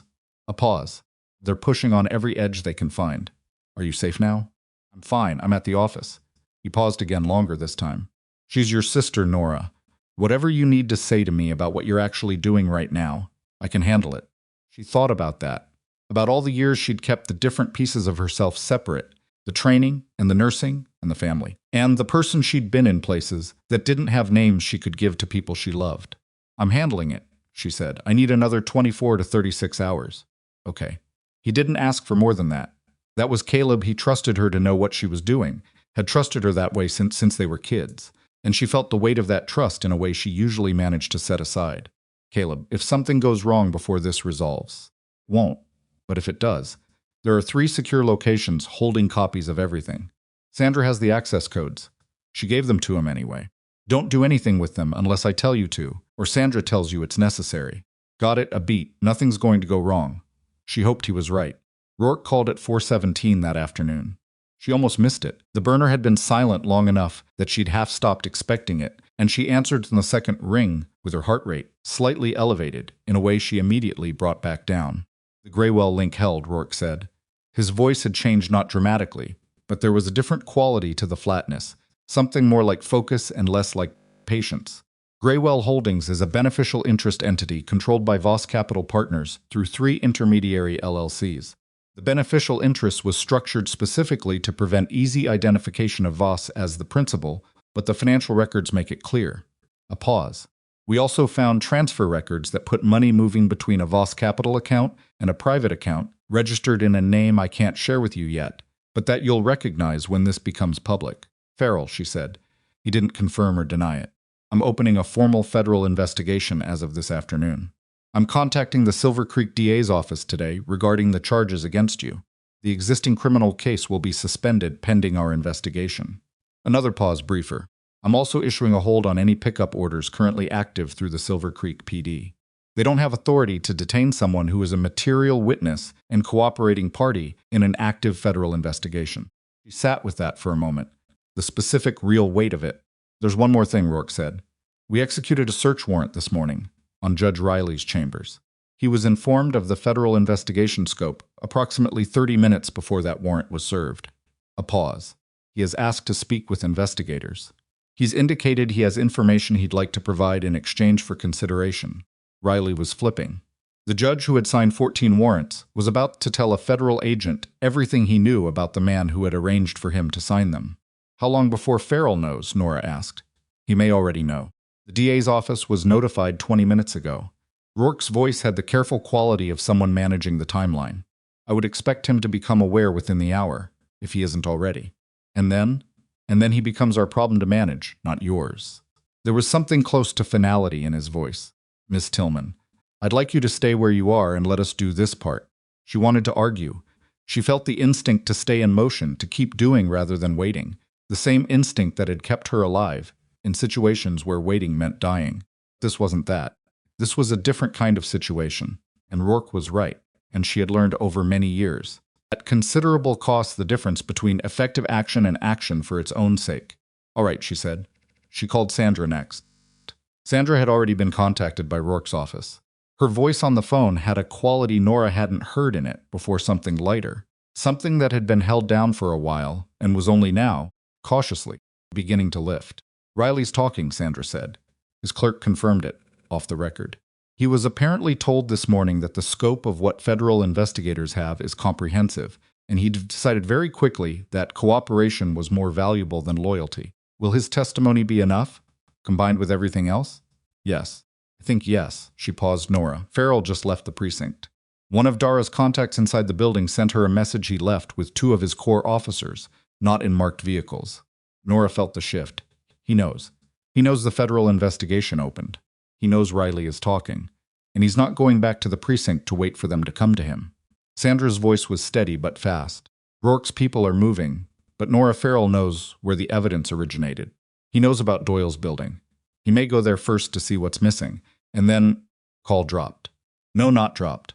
The burner screen showed the call still active, but Sandra's voice was gone, replaced by something that might have been interference, or might have been the call being intercepted at her end. Nora didn't know which, and it didn't matter in the immediate moment, because what mattered was that Farrell was in motion and uncontrolled, and she was an hour outside Portland, and Sandra was in Silver Creek. She was on her feet before she'd finished processing the thought. Grabbed the recorder, the drive, the notes, and she went for the door. It opened before she reached it. Not Bridger, she'd have heard Bridger.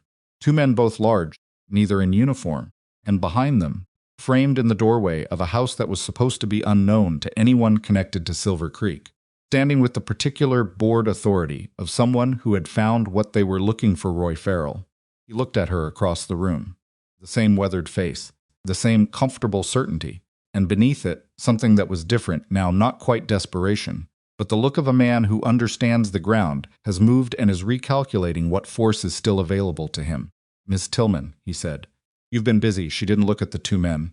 She looked at Farrell. There's a federal hold on any pickup order from your department. You know that I do.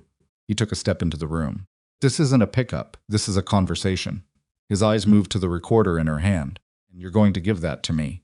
She looked at him for a long moment. You followed Bridger, she said. Not a question. There was only one way they'd found this house. Your friend is sitting in a vehicle outside with one of my officers. He held out his hand, palm up.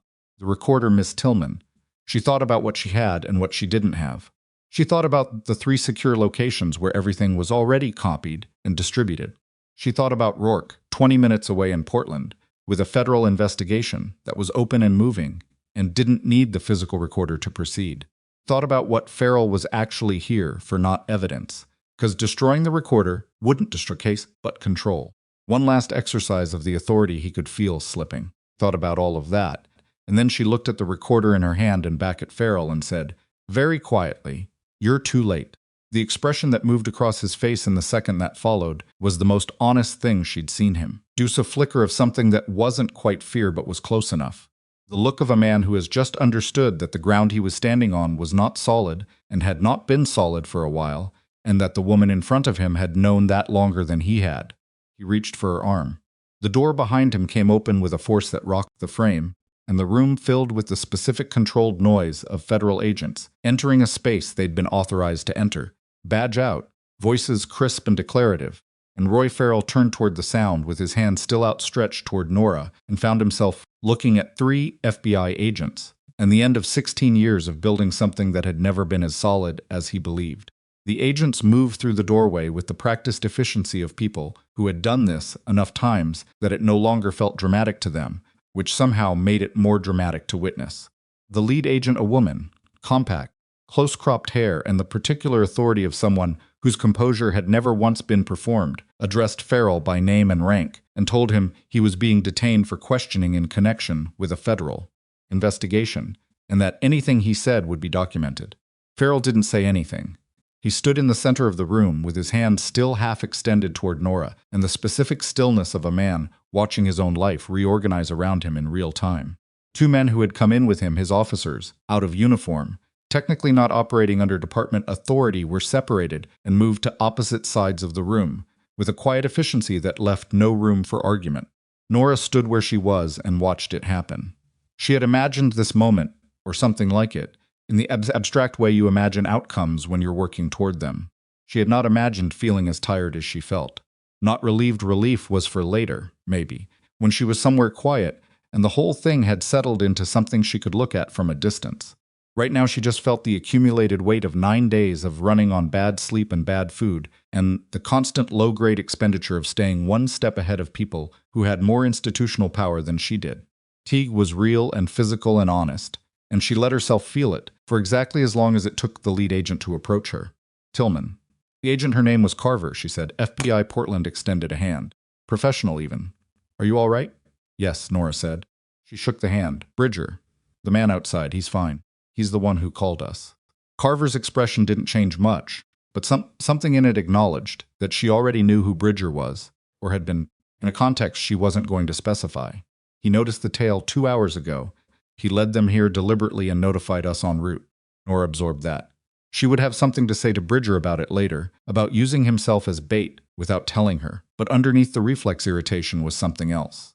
He'd made a call alone, in motion, with limited information, and it had been the right call. Some things didn't change. She looked back at Farrell.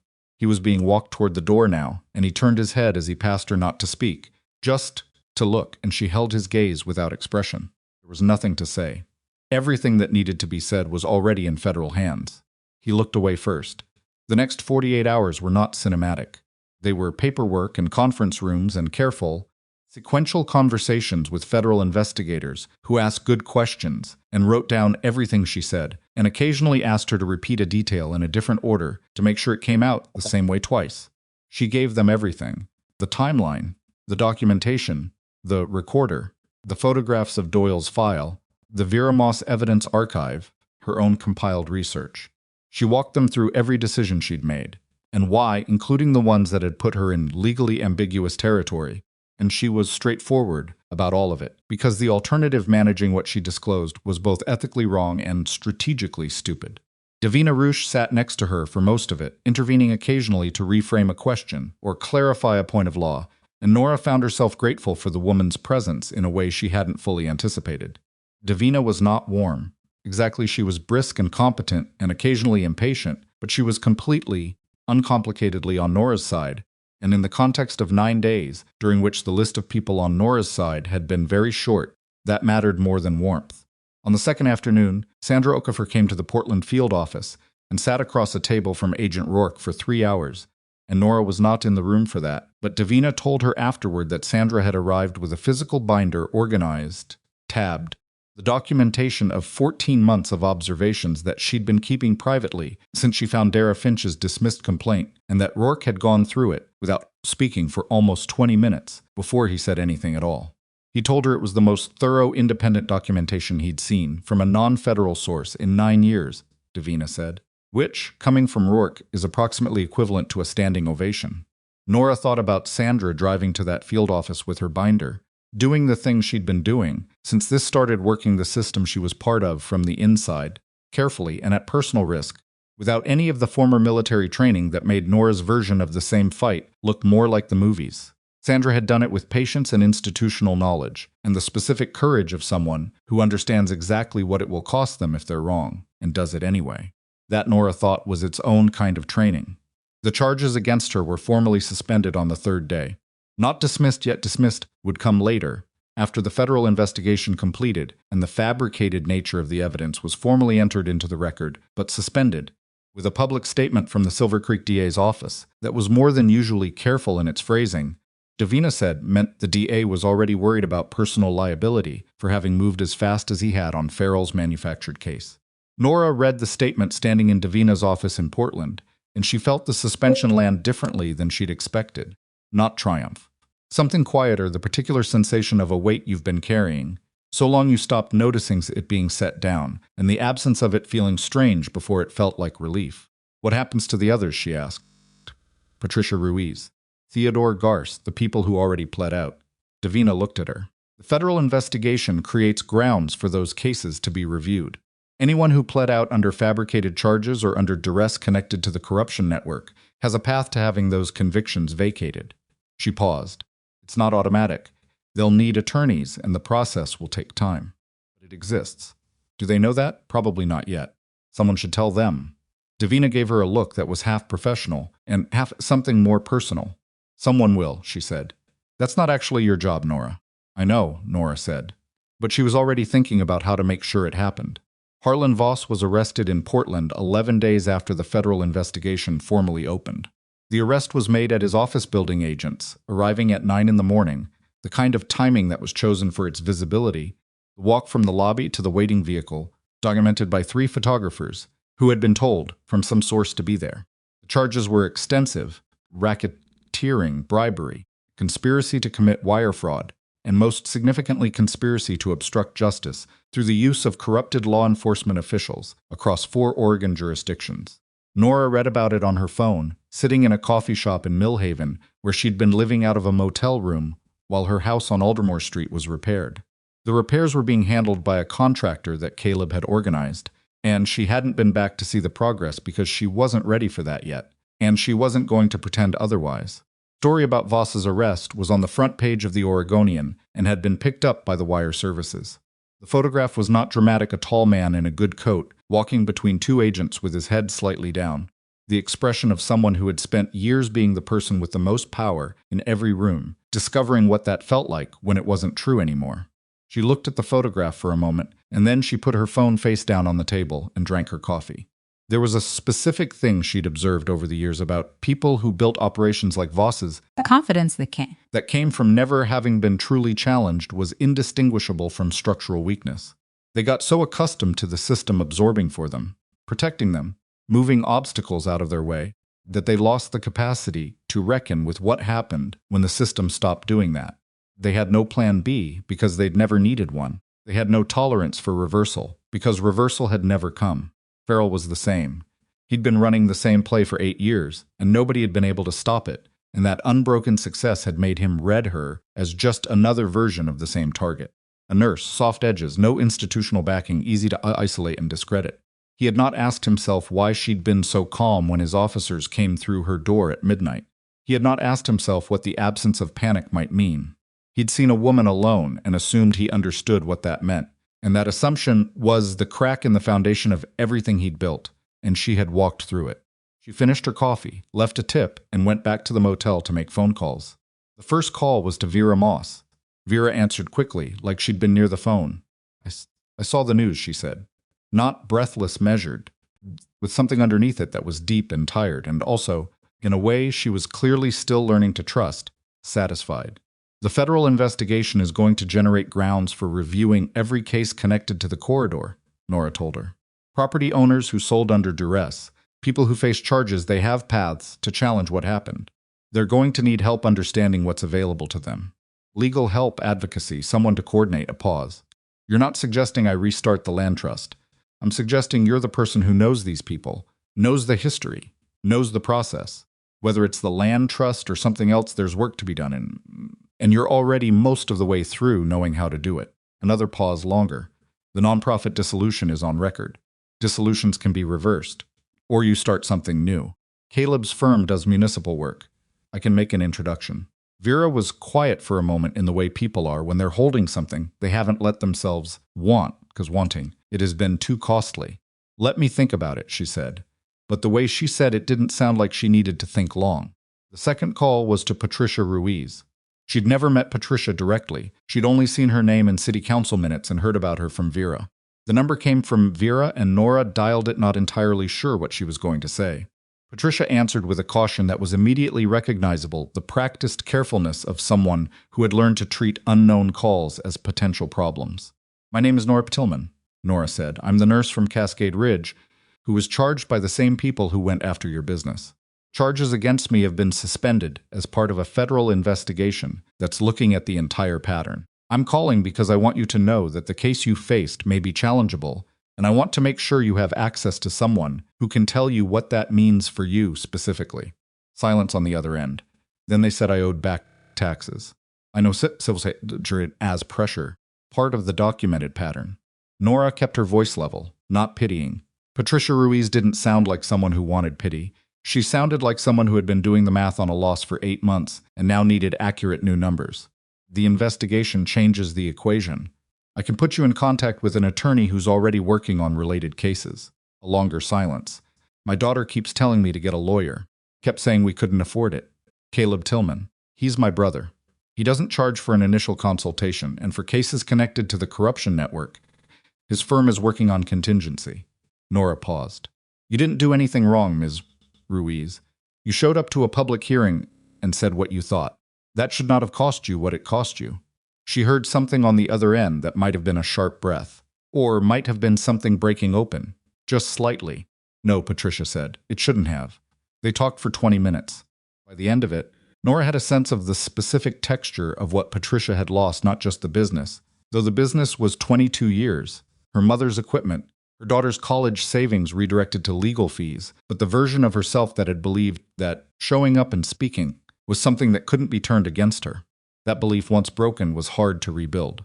Nora knew that from experience she didn't share over the phone. What she could do was make sure Patricia had accurate information and a warm introduction, and the understanding that she was not the only one, had not been the only one, had been deliberately targeted in a pattern that was now finally being dragged into the light. That was something. It wasn't everything, but it was something. She went back to Silver Creek the following week. The house on Aldermore Street was not finished. 2 of the interior doors were still off their hinges, and the kitchen linoleum had been torn up in preparation for replacement, and the contractor had left a tarp over half the living room floor. Cold inside, and it smelled like sawdust and the particular sharpness of new caulk. She stood in the doorway of the living room for a moment, looking at the tarp and the bare subfloor beneath it and the wall where they'd repainted, the section Farrell's officers had put a boot through. She thought about the night she'd stood on this porch, in handcuffs, with her house dismantled behind her, and made the decision not to take a deal. She still thought it had been the right decision.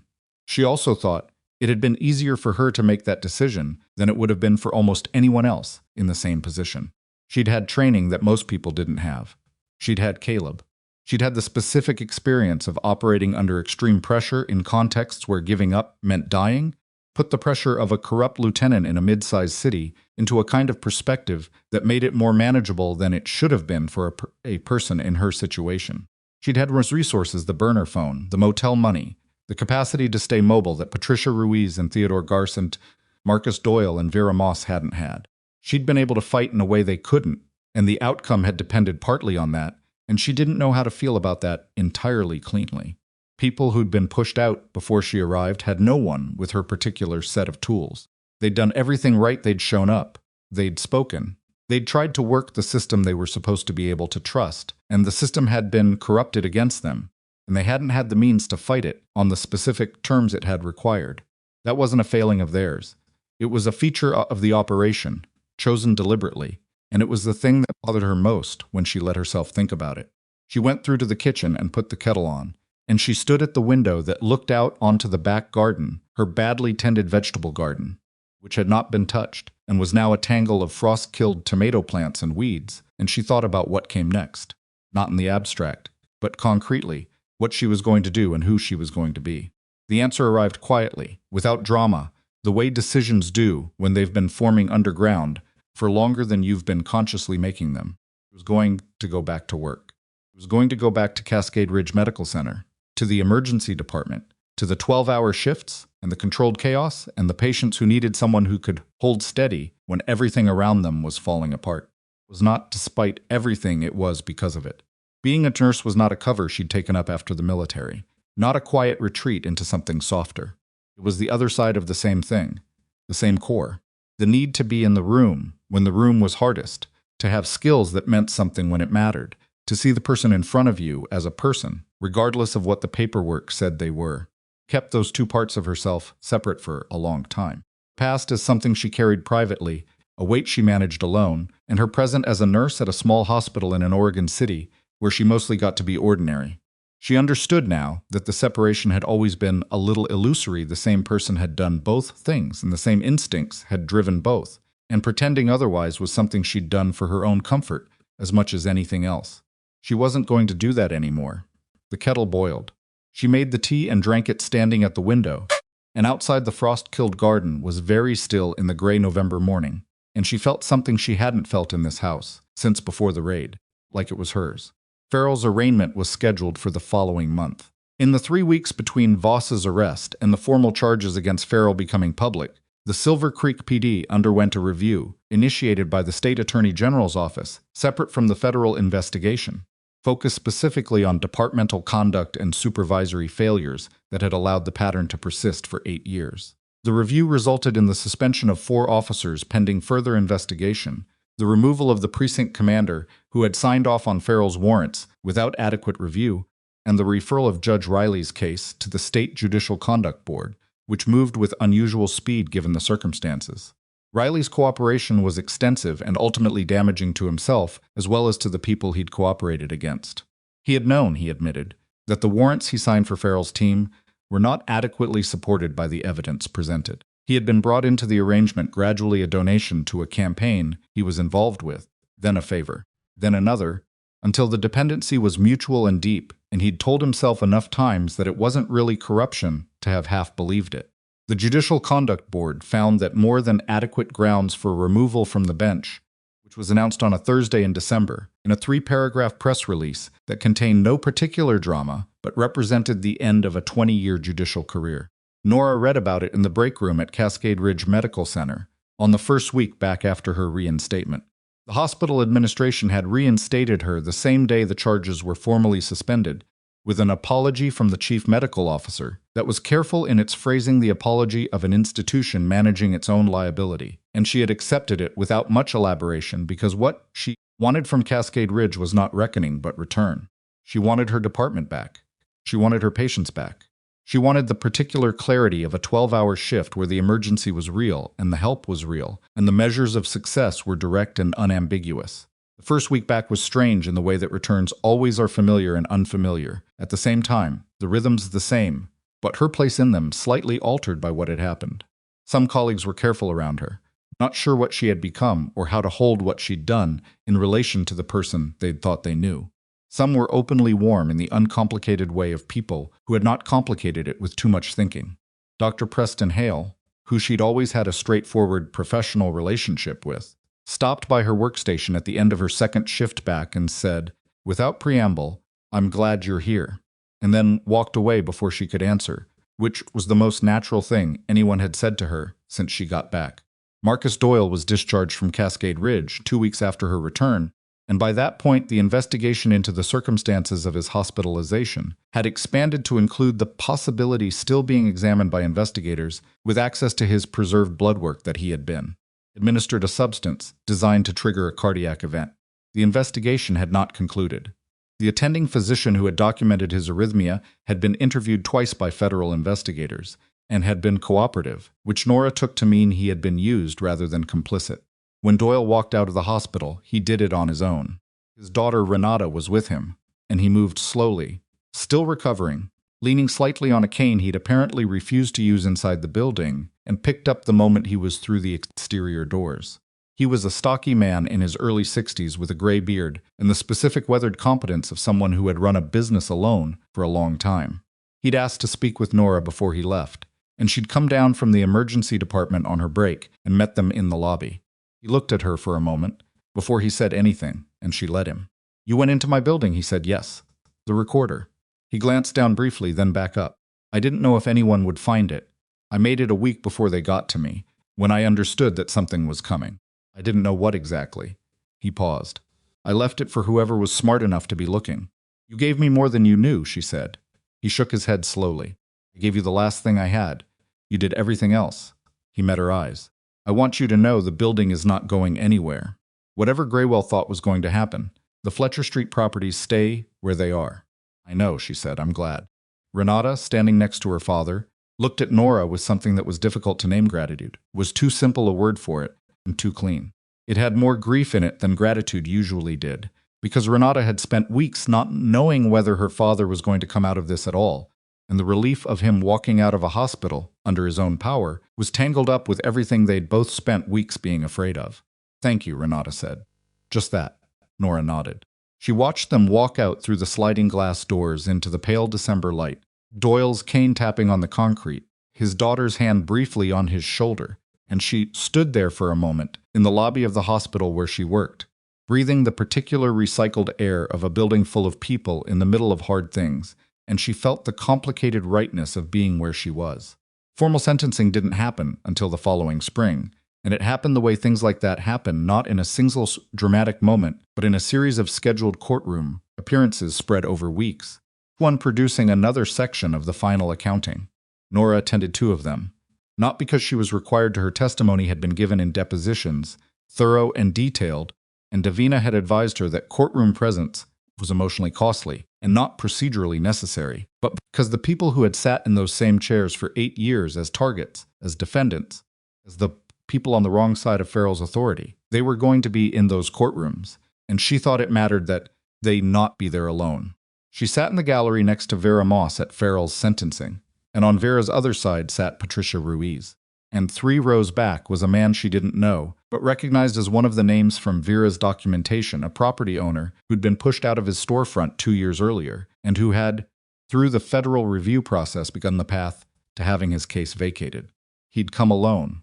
He didn't talk to anyone.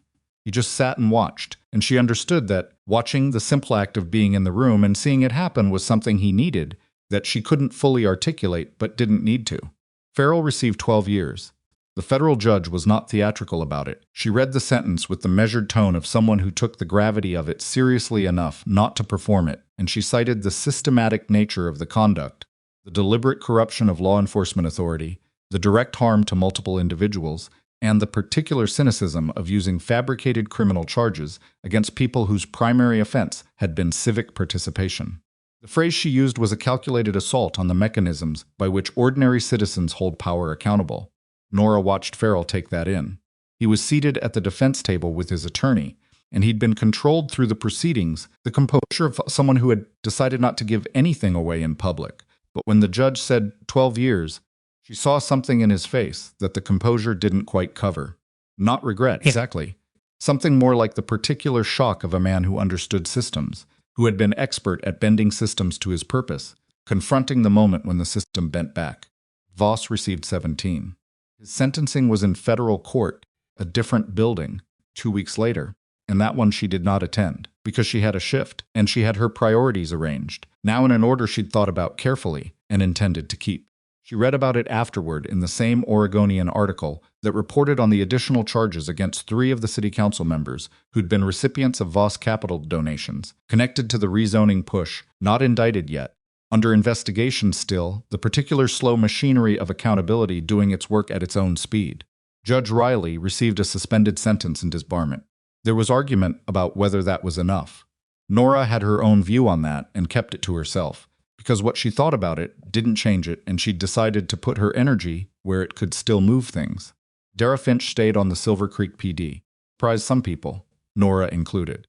After everything Finch had witnessed and documented and risked, staying inside the institution seemed like a strange choice. But Finch, when Nora finally met her in person over coffee in late March, explained it with a directness that made the reasoning clear even if the path wasn't easy. Someone has to be inside, Finch said. She was in her early 30s, broad-shouldered, with a flat directness that reminded Nora of people she'd served alongside. Apartment is going to be rebuilt. Oversight board, new command structure, training review, all the things that should have happened before. She wrapped her hands around her coffee mug. And when those processes are running, someone who already knows where the bones were buried needs to be in the room. It's a hard job, Nora said. Yes, Finch looked at her steadily. So was yours. They sat with that for a moment, and it was a moment that had more in it than most conversations manage. Two people who had worked the same problem from different positions, neither of whom had had an easy path through it, and neither of whom was particularly interested in being told they were brave. The misconduct complaint you filed, Nora said. The one Sandra found, months before any of this. Yes, you did that alone. Finch shrugged, but it was a complicated shrug. It went nowhere. Didn't go nowhere, Nora said. Sandra found it. Told her something was wrong before she had anything else telling her that. The whole thread, if Sandra hadn't been looking at your complaint when she started pulling Reilly's warrant history, she didn't finish the sentence because the shape of it was already there. Finch looked into her coffee for a moment. It went somewhere after all, she said. Not a question. It went somewhere after all. Spring came slowly to Silver Creek, the way it did in that part of Oregon Gray through February and into March, and then 1 week in April when everything decided at once, and the trees came out, and the light changed, and the city felt different in the specific way it feels different when winter ends somewhere that has real winters. Nora's garden was not dead. This surprised her.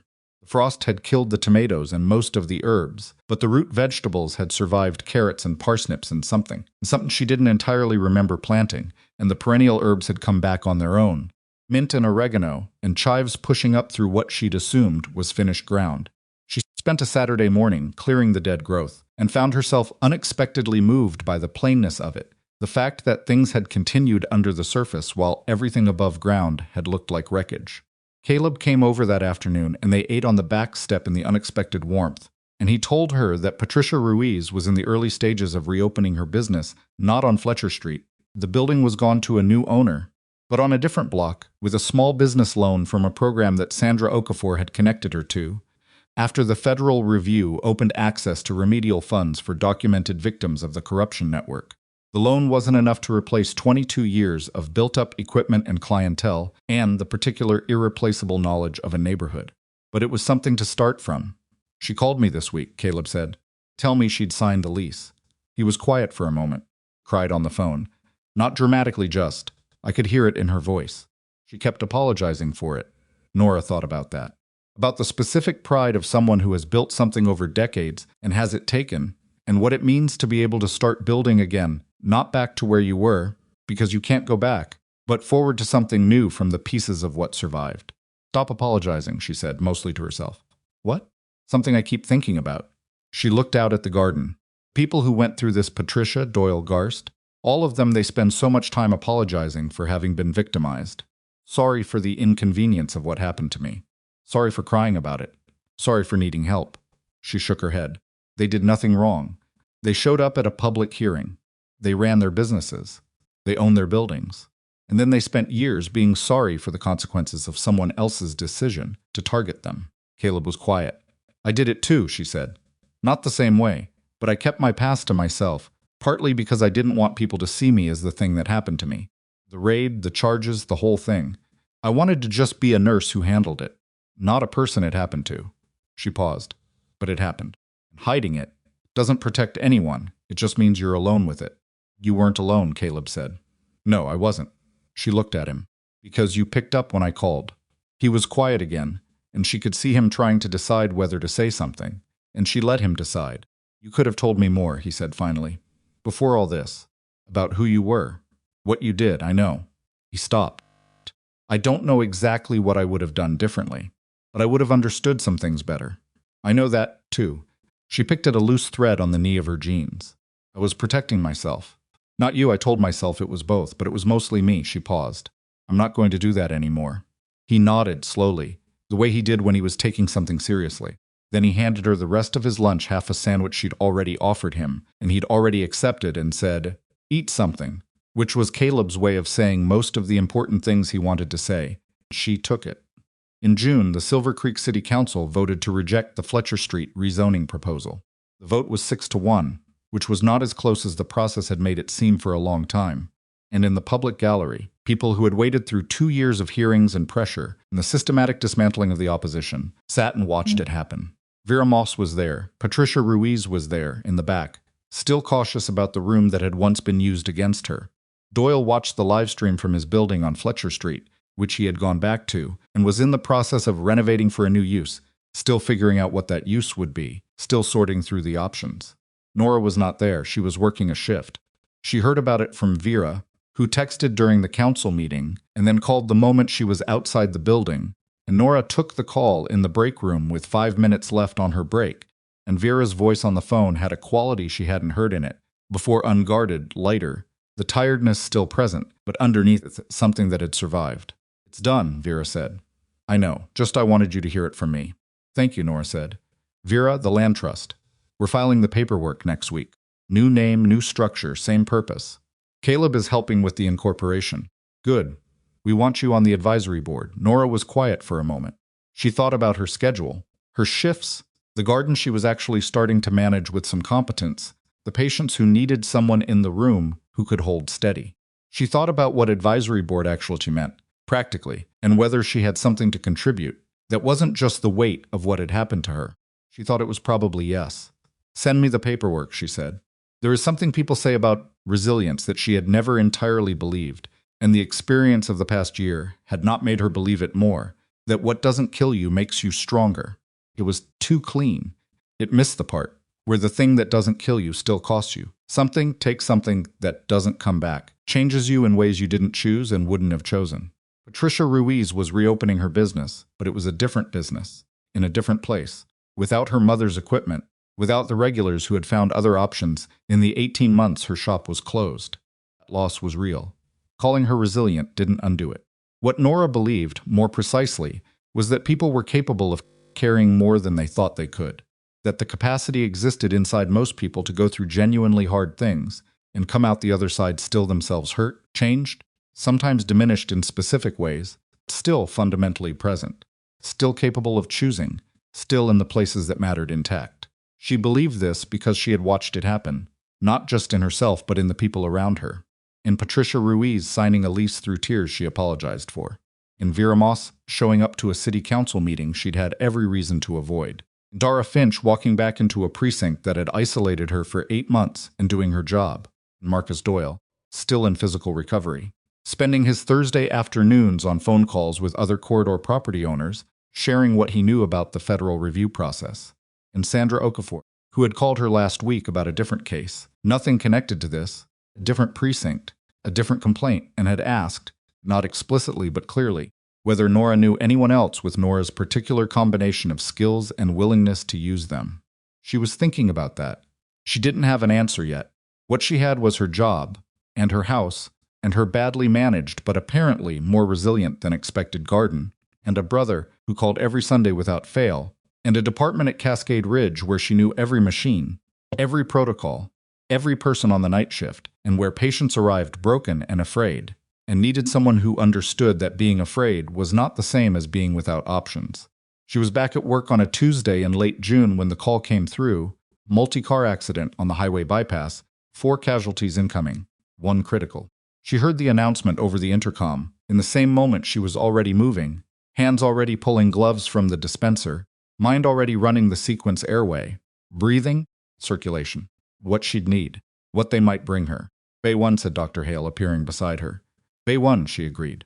She pushed through the doors and into the work of it, and the person who came through those doors was all of it at once, the military training and the nursing training, and the person who had stood on her porch in the dark and decided not to fold, and the person who had driven back roads for 9 days, and the person who had watched Farrell's face when the FBI agents came through the door. All of it, not separate, not managed into different compartments. Just her, all of it, walking into the hardest room and knowing how to be there. Critical patient was a woman in her 40s, CCS of suspected spinal injury, 2 fractured ribs, pneumothorax developing. Paramedics called it as they brought her in, and Nora was already at the bed, already reading the woman's face, the particular expression of someone conscious enough to be terrified and too injured to express it fully. And she leaned in and said, clearly, not loudly, "I've got you. You're in the right place. Stay with me." The woman's eyes found hers and held them. Nora stayed with her. That was what she knew how to do. Not perfectly, she'd made mistakes in that room over the years and would make more. The medicine was too complicated and the situations too varied for perfection to be the point. The point was to be there, to bring everything she had, to refuse to look away from the hardest thing in front of her, and to refuse to treat the person in front of her as anything less than the full complicated human weight that they were. She'd been underestimated her whole career. In the military as the rare thing she was in rooms that weren't built for her. Cascade Ridge as the quiet nurse who seemed a little hard to read and kept to herself too much, and had some unspecified history nobody quite knew how to ask about. By Farrell, who had looked at her in handcuffs in her own living room and seen exactly what he expected to see, and not one thing more. Spent years letting the underestimation stand because correcting it took energy she needed for other things. But she'd learned, in the 9 days she'd spent moving through back roads and motel rooms and federal conference rooms, that the underestimation was also a tax she'd been paying continuously, a small daily cost of making herself smaller than she was, so that other people were more comfortable with the space she occupied. She wasn't going to keep paying it. Not in a dramatic way. Not as a declaration.